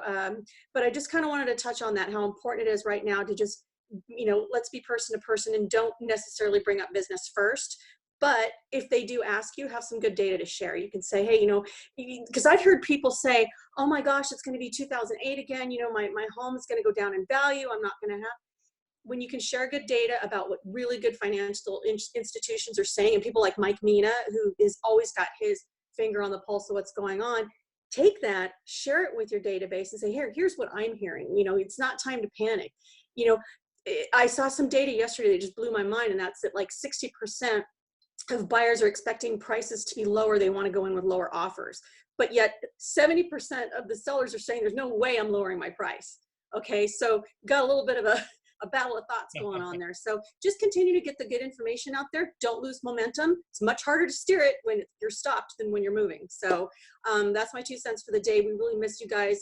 Please reach out to Mike or myself or Irma for any questions you have in regards to lending. I do the marketing end of it, but I'm also been in the business for 30 years. So I want to help you guys in any way we can. Yeah. Thank you, Amy. One of the things we've done for years, and Rob Ross, Realtor, had this before anybody even started, was that mobile app for your phone. And that's where you don't give your business card, as you know, you actually give your app. And if you want that, and let's say you don't have a mobile app for your phone right now, it's free. You can call Amy, you can call Irma, you can call the Augusta Financial and say, I want my mobile app, and they will supply you with that absolutely free. And that's a way that you can connect and really help the people that are out there looking with some new technology tools. So if you don't have that, please, Amy, put your phone number or whoever they need to contact and make sure they get an opportunity to get their mobile RE app for free from you. Okay. Well, like I said, I will be sending out these infographics that I came across because I'm like an information junkie. Wow. I mean, I like facts. I try not to base my decisions on anything in life on just pure emotion. I like to use facts. So I think it's really interesting. And, I'm not an expert, of course, on recoveries, but I like to hear what experts have to say and why they say it. So we'll get that out to you either later today or in the morning. I have a whole Pendley database. I'll just send it to everybody. That's right. Well, you reach out to the people that have the same client, title, mortgage, escrow, home inspectors, SNAP. We had SNAP on the line here with John Wax here for a little bit. These people are all curious what's going on because their business is your business. So very, very, very much, I want you to every day take a center of influence that is in your sphere and reach out to them and ask them what's going on, your title, your movers, people like that is a really excellent idea that you can say, what can I do for you? Okay, first you got to whip them. What can I do for you? And then you can take it on the back end as far as now, obviously, they know what you do for a living and they're going to partner with you. So excellent, Amy. Good advice. Anybody else have anything? We're going to wrap this up in just a little bit here.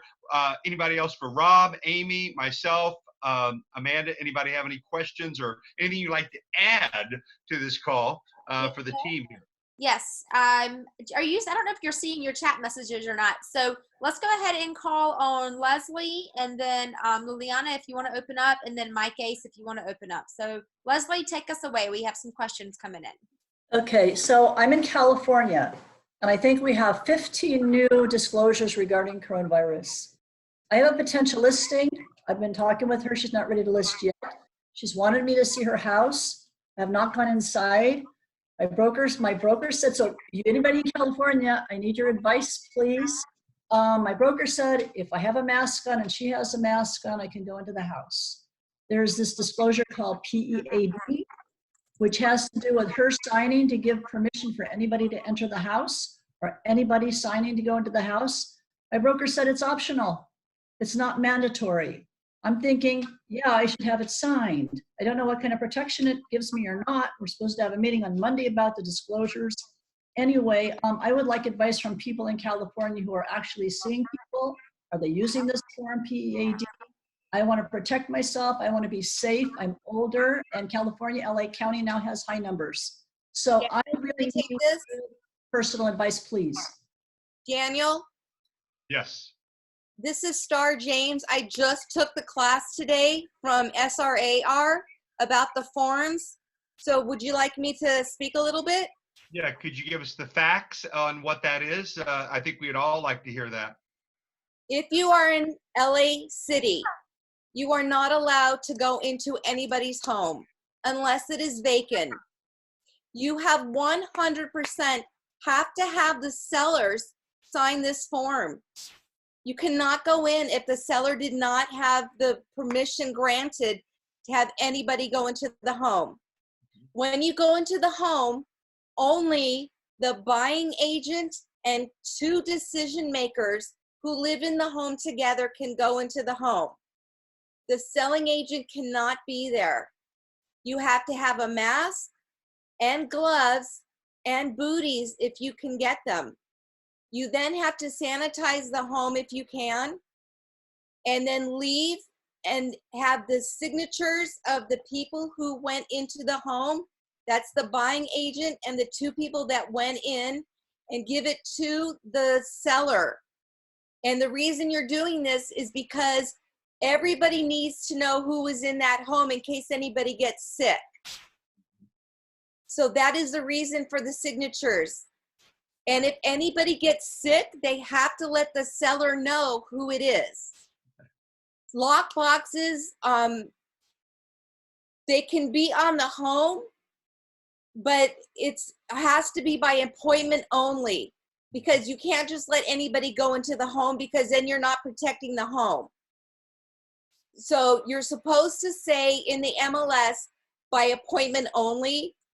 And then there's a little bit of confusion, like if you say only the decision makers can go into the home, or only people who live together, some people are saying you're setting yourself up for a lawsuit. So if you say by appointment only, then you're okay. And then when you talk to whoever is going to be showing the home, you give them the facts. But you absolutely have to have this form before anybody can go into the home. Rob, I think you talked about that a little bit, and you're practically using this, and hey, again, if I don't have to ever meet the buyer, the seller, and I could do it all by Zoom, which Rob is doing, I'm happy with that too. But there are times you have to physically go in. Rob, thank you, Star, very much. I appreciate that fact information. But Rob, can you elaborate on that a little bit? As when you get that situation, what have you been doing, and the forms, and what in practical use, what has been happening? No, Star is absolutely right. Along with that, absolutely no children. No children allowed in the house. Our company, we actually had our attorneys put up a hold harmless clause as well, so to protect us and our brokerage. So we we require that you get that signed as well. So we want to make sure that both the seller and the buyer are fully disclosed to and understand the risks of the COVID-19. That's the reason for the disclosure. And then on top of that, obviously prepping the house prior to coming in and leaving. So, but definitely, some people like try to bring their kids in. Definitely no children. Keep those kids in the car. And if you have to, I'd bring one parent in and then bring the other one in. But you gotta accompany them in there as well. That's why I said only the 2 decision makers. That takes out kids. So they don't want more than 3 people in the house at the same time. Definitely the sellers can't be there. The sellers need to go somewhere else, right? So we get the sellers out of the house first, and then your 2 buyers, up maximum of 2 to walk through the house. So you can have more than 2, just you can't have them at the same time. So it's the agent and the 2 buyers walking through. Yeah, no more. I even asked about this today in the meeting, and I said, what happens if 4 people are going in on the deal and they all need to be there? And they said, absolutely not.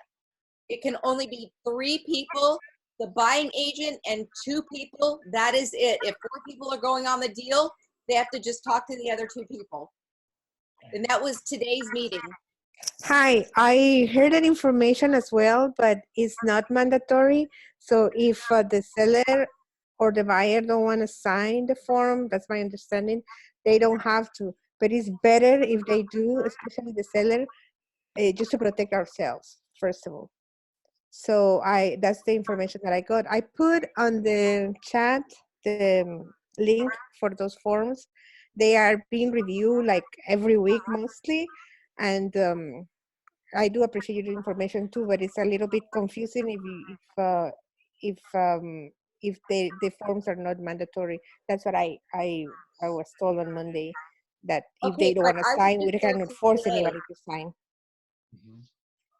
I was at the SRAR board meeting today, and they said they're mandatory, that they have to be signed, because if anybody gets sick, they have a way to get hold of each other. Thank you.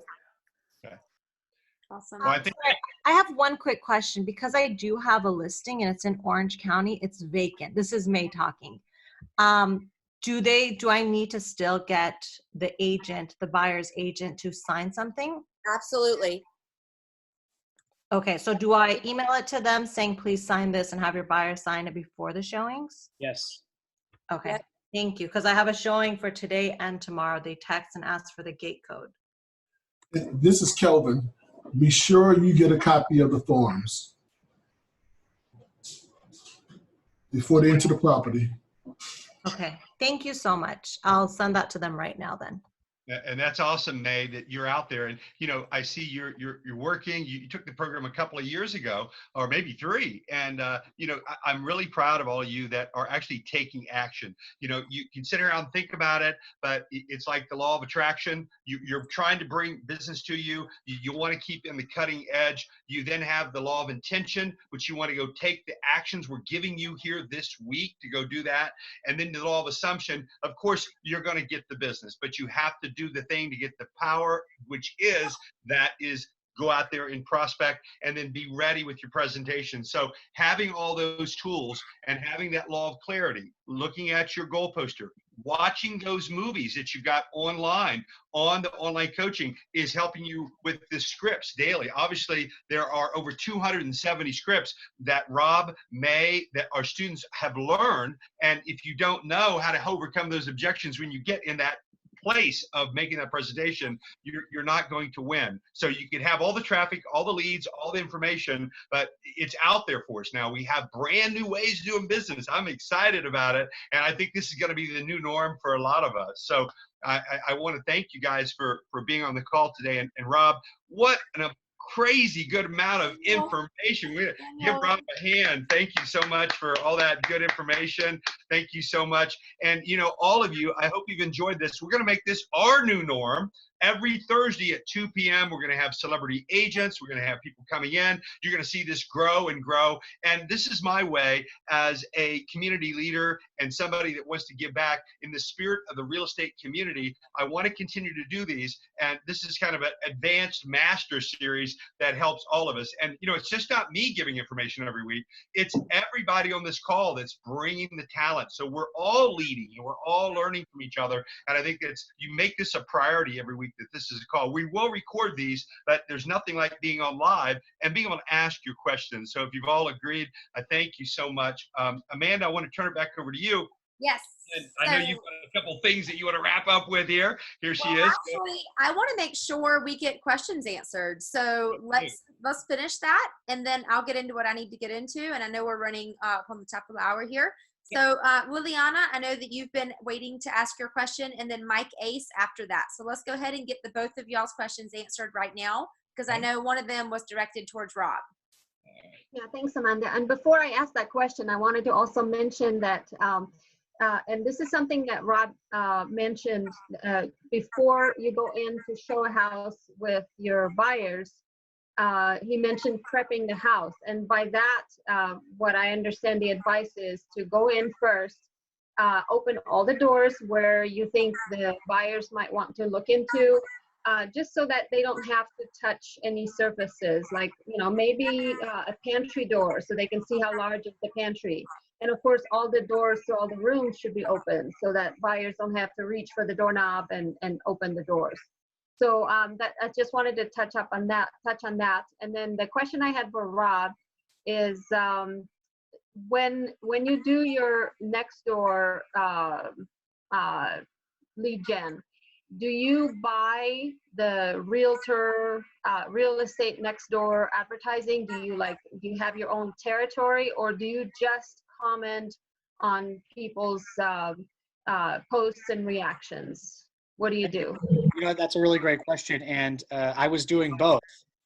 So I was paying for the realtor spot, and then I realized I was just wasting my money, because I'm paying for a realtor spot, and then everyone else who's a real estate agent is just kind of chiming in, you know, hey, I got this house for sale, I got this. I was like, oh man, what am I paying for? So it's so much beneficial not to pay and just actually to just engage with the people.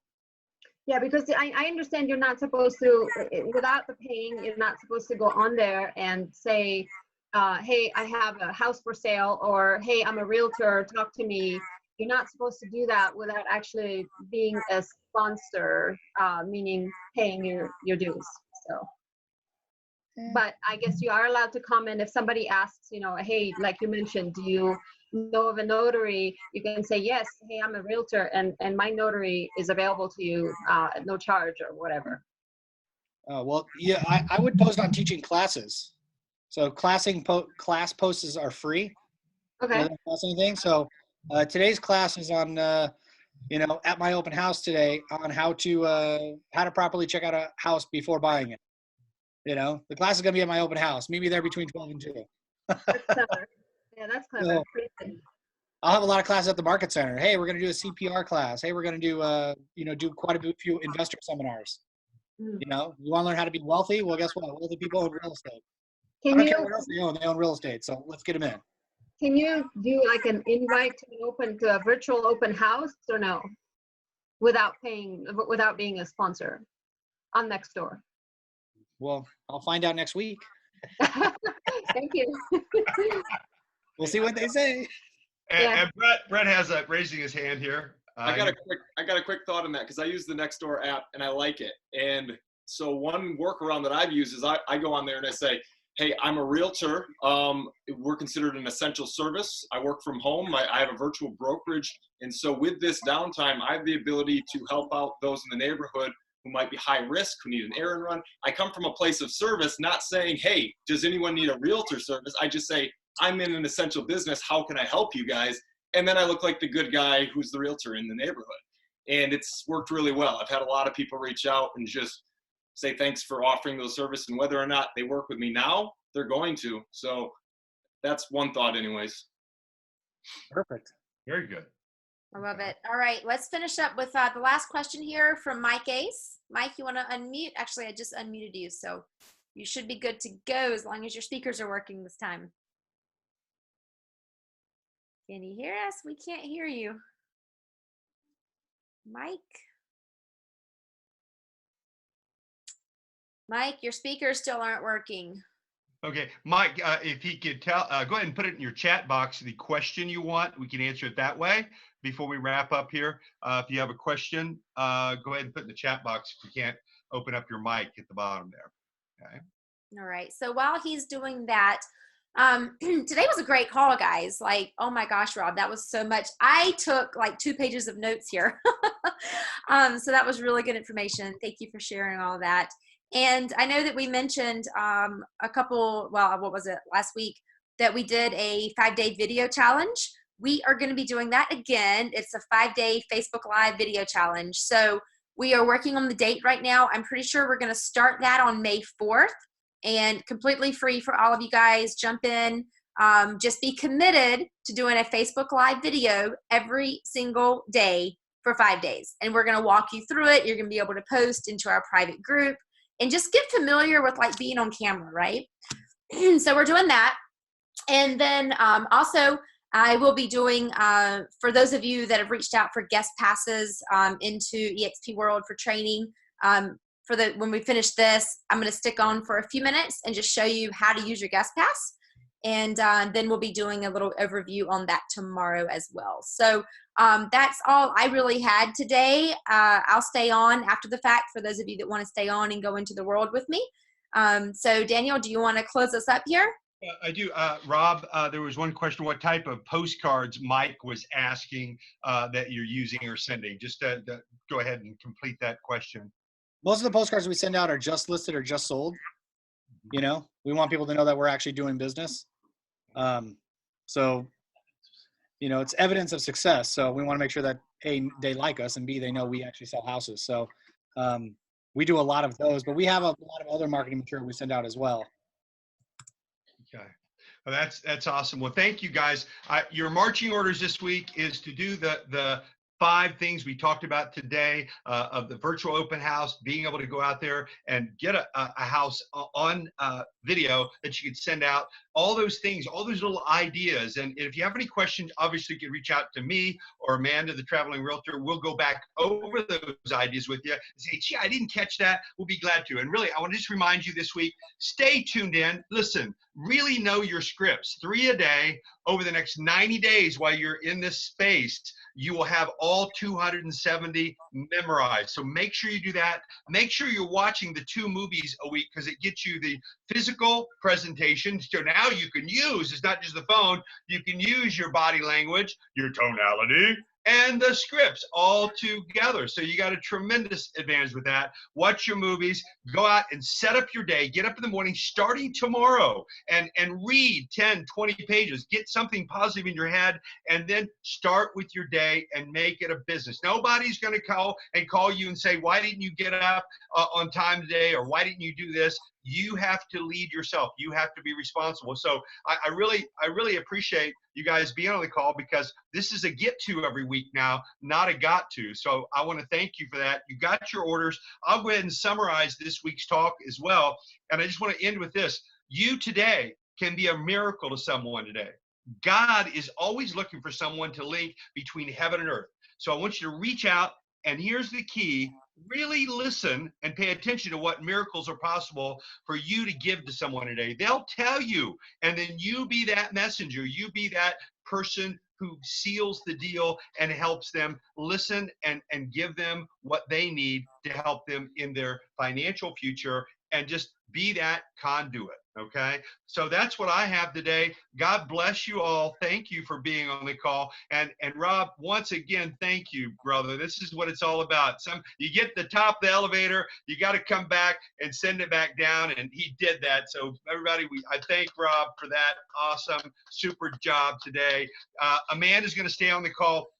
There is KV Core, there's different things in the world and things that she wants to show you because not everybody, like Rob and like us, we have virtual formats and platforms to work from. And the more tools you can learn, that's part of the 1 hour a day of skill set. You need to learn that. So if you can stay on the call, I think you'll have a little more blessing too about how to actually look at the world, look at how you can use technology. And hey, the difference between a dream and a goal, Rob, is what?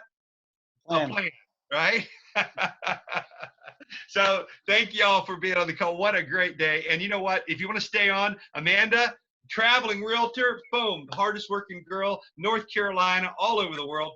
Go ahead, take it away, Amanda, and I'll leave it back to you. And I highly recommend y'all do stay on the call because you get a lot of information here. Go ahead, Amanda. Thank you so much, guys. God bless. Here you go.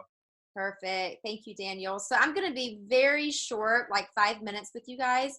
I'm going to share my screen with you. As you can see, hopefully, you can see a training calendar here. So we've offered this to anyone in Daniel's Master Series. And these are all of the classes that our brokerage is open.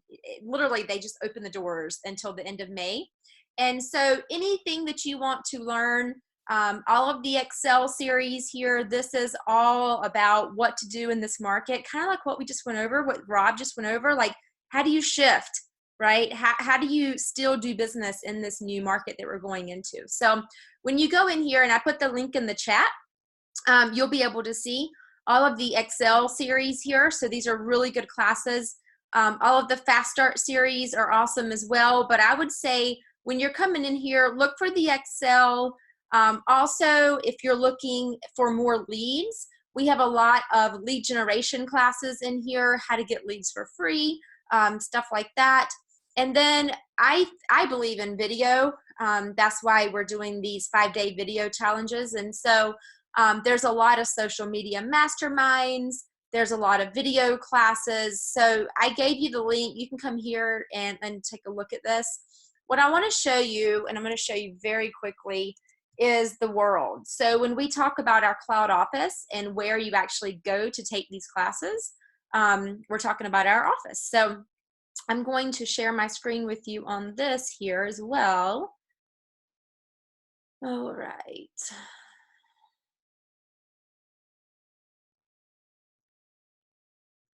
And tell me what you see here. Oh, okay. Wrong screen.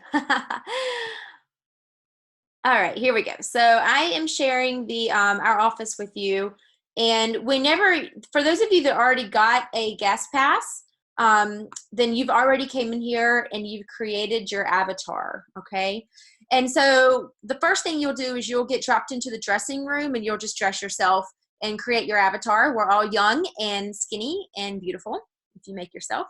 And so when you come in, and my computer's just downloading right quick because I have Zoom running and I have this running, so it's kind of a big file. So when you come in, it looks like this. This is what we consider to be kind of the reception area, the waiting room. And so when you come in, if you don't know where to go, you can always walk up. Think about this as the reception area. So, you know, there's someone on duty here. They can answer any of your questions that you have. You could walk to the different locations if you know where you're going.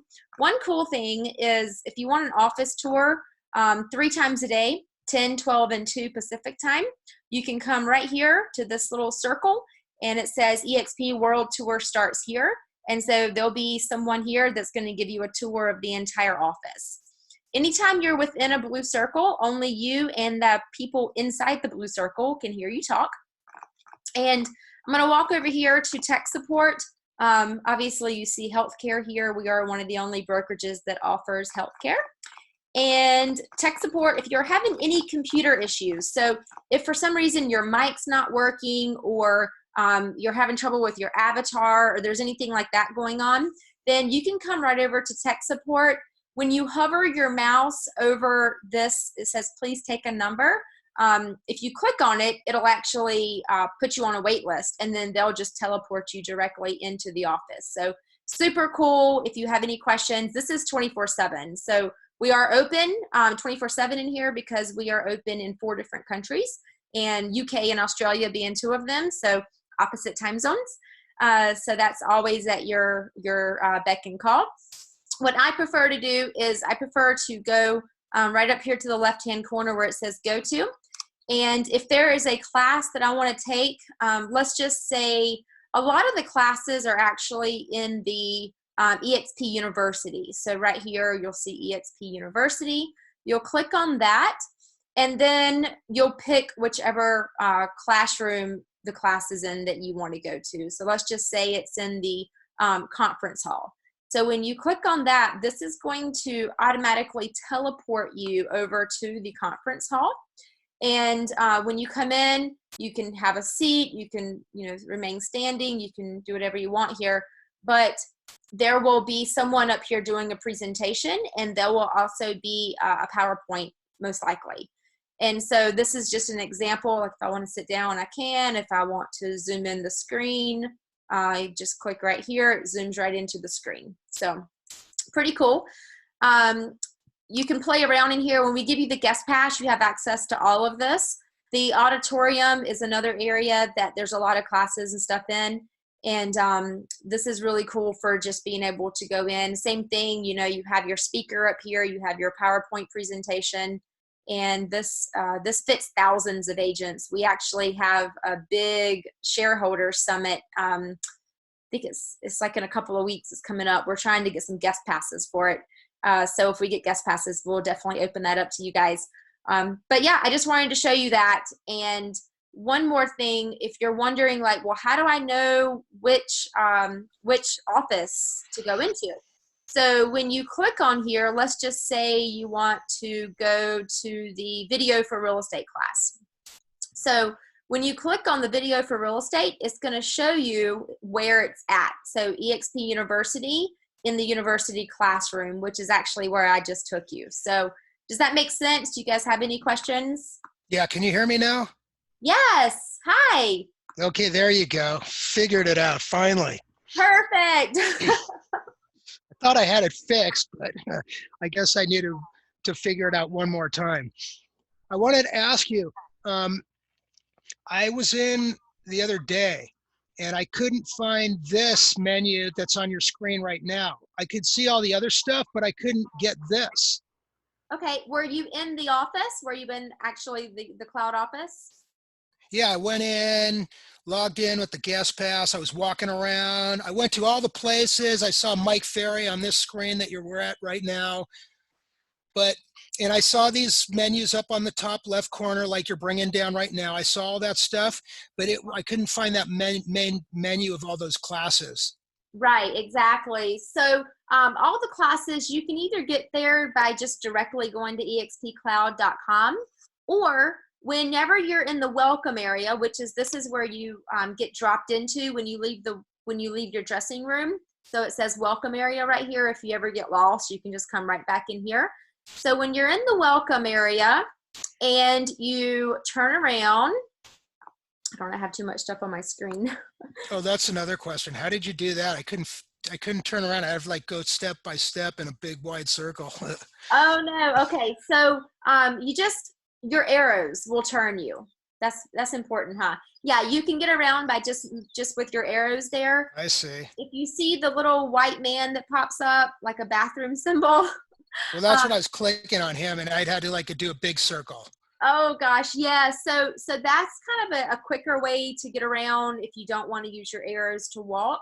You can just No, yeah, the arrows are better. You're talking about the little 4 arrows right here in the lower left corner, right? That's correct. Yeah. Okay. Yes, exactly. So that's the easiest way to get around, in my opinion, is just with your arrows. So Yeah. when you come in for the EXP events and training calendar, you'll just click right here, and then that'll pop up. It'll be a separate screen because it's actually a website. Like, so Verbella, what we're in right now, this office is built on a gaming software platform. So this is not a website. Like, this is actual, an office. You log in, you're an avatar. It's like real, right? Everyone in here is real. There's no recordings. So the website that pops up, which is where the training calendar is, that's actually open to the public. So anyone can go and they can see exactly what trainings are being offered. They just can't get into the office unless they have a guest pass or they're an agent with us. Yes. Okay, I missed this. I didn't see that click here, so that explains that. Yeah. Yep. Exactly. Yep. And when you come in, just walk around and you can get to wherever you need to get. What you'll do, since you're a guest right now, you'll come in on this guest landing pad, and it's the same thing though. When you look around, all of these signs you'll see as you walk through the office, they're all different things. So you can click on them for the event calendar. There's a lot of other information as well. As you're walking around, you'll see big banner signs like that. Yep. All right, great. Thank you. You're welcome. Any other questions? I know some of you have been in here playing around, so I wanted to just take a time to answer any questions that have came up.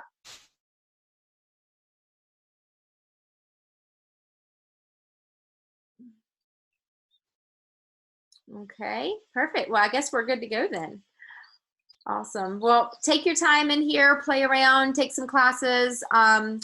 I am also doing I know some of you are already on our team, World Cappers, but some of you that are not and you're still checking it out, I will post the link here in the chat box. I'm going to be doing another informational session tomorrow and explaining exactly what EXP is, everything that's involved. And so I just posted the link.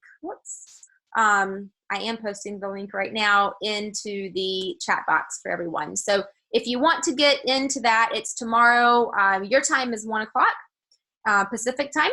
And so you guys can jump in there and spend 45 minutes with me, and then I'll go through an actual presentation to show you exactly what EXP is, the tech platform, the back office, the marketing center, all that stuff is in there as well. So I'm going to go through and show that to you too. And then if you want to do the video class, let me know. So that's all I have for you. I didn't want to take too much of your time today. Well, Amanda, if anybody wants to reach out and you'd like to have a guest pass to go into the world to play around with it, it's free. go in and check it out. Enjoy. Go to the classes. You can see those top. I'm going to be talking with Sam Rodriguez, doing a podcast tomorrow. As a matter of fact, all these top agents and speakers like myself and other trainers are all building together to give information to our community, and that's very important for us. So, tap into the world. If you haven't already gotten a pass and you're on this call still, do it. I mean, hey, listen, once you see it, you can't unsee it. So take a look at what's available for you and take a look at what you could be doing. So Amanda will make available to each and every one of you on the call a guest pass, so you can play around with that as well. That'll give you some new ideas, along with what Rob Ross was talking about and our scripting and all of that. It's important to have all those tools. We got the time to learn. So thank you again, Amanda. That's great. Great offer. Thank you. Yeah, that was great, Amanda. Daniel, I got a quick question. You got a minute real quick? Sure. Is this a direct question that everybody would benefit, or should I take it offline? It's possible. I mean, it was really for Rob, but I couldn't get my speakers to work. But you're as good as Rob. So I wanted to ask you, because I was just getting back to some of the other stuff with the video social marketing and the Facebook posts. And, most of my stuff right now, I get on the phone every day and I'm doing the cold calls. I'm hitting successor trustee leads that I pick up the data, and I get these they're not necessarily leads. I'm not buying leads from Zillow, but it's data. People are passing away, and I'm calling the successors trustees to try to see if they're going to be selling their houses. But I'm not calling. I'm just using your script, Daniel, the cold calling script. Hi, this is Mike Ace with Rodeo Realty. May I ask you a quick question? And just diving right into it. And, I'm not worried about COVID or this or that. I'm just doing the thing anyways. And so that's what I'm doing. And I just wanted his opinion, really. And yours is just as good. And that's it. But, I probably should expand. I haven't done much on social media. In fact, I really do nothing at all on there. and door knocking, a lot of that. So I just kind of wanted to bounce that off you and Rob.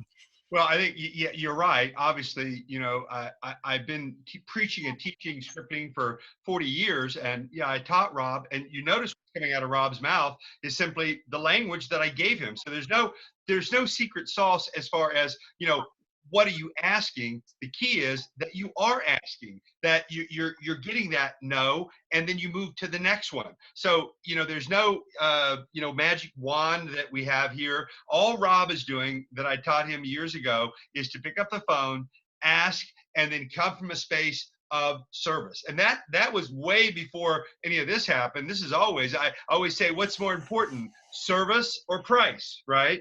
It's always service. Do you want to sell price and commission, or do you want to sell service? And I like what he said about commission breath. So to answer your question, it's simply, you pick up the phone and you're very good at this probate sales. And I even did a custom video for you on that. And along with Rob, I did all Rob's custom videos as well. So, using the script and then having the presentation, whether it be on PowerPoint or like what you have or Rob has or Donica has on a presentation, that's the key. You got to get in position. I look at it this way. It's kind of like Mike, a lot like shooting pool, as I tell people. It's like, when you're playing 9-ball, it's about first doing what? Breaking the rack, making the 1 ball, then you got to get in position to make the 2, the 3, the 4. So it's about positioning. This market has never before been more about positioning yourself to win. So I say to you that follow the system. Don't break it. Entry, qualify them. If you go the next step, if I could, problem, solution, commitment, not based on price, but based on what? Service. Once again, got it. Yes. So does that answer your question? It does, but that leads to one more question. I'm on the phone, okay, and you're getting somewhere, and you want to get the appointment right now. So I'm just getting this Zoom stuff lined up. I don't have much experience on that.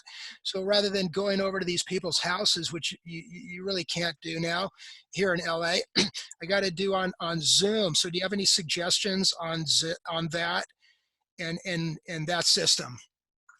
Well, are you familiar with Zoom? Can I give that over to Amanda? Because if you're not familiar with Zoom, you've got to get familiar with that split screen. How do you do your presentation? I don't. As far as the how to, the answer is yes. You get tuned in and you do your presentations online.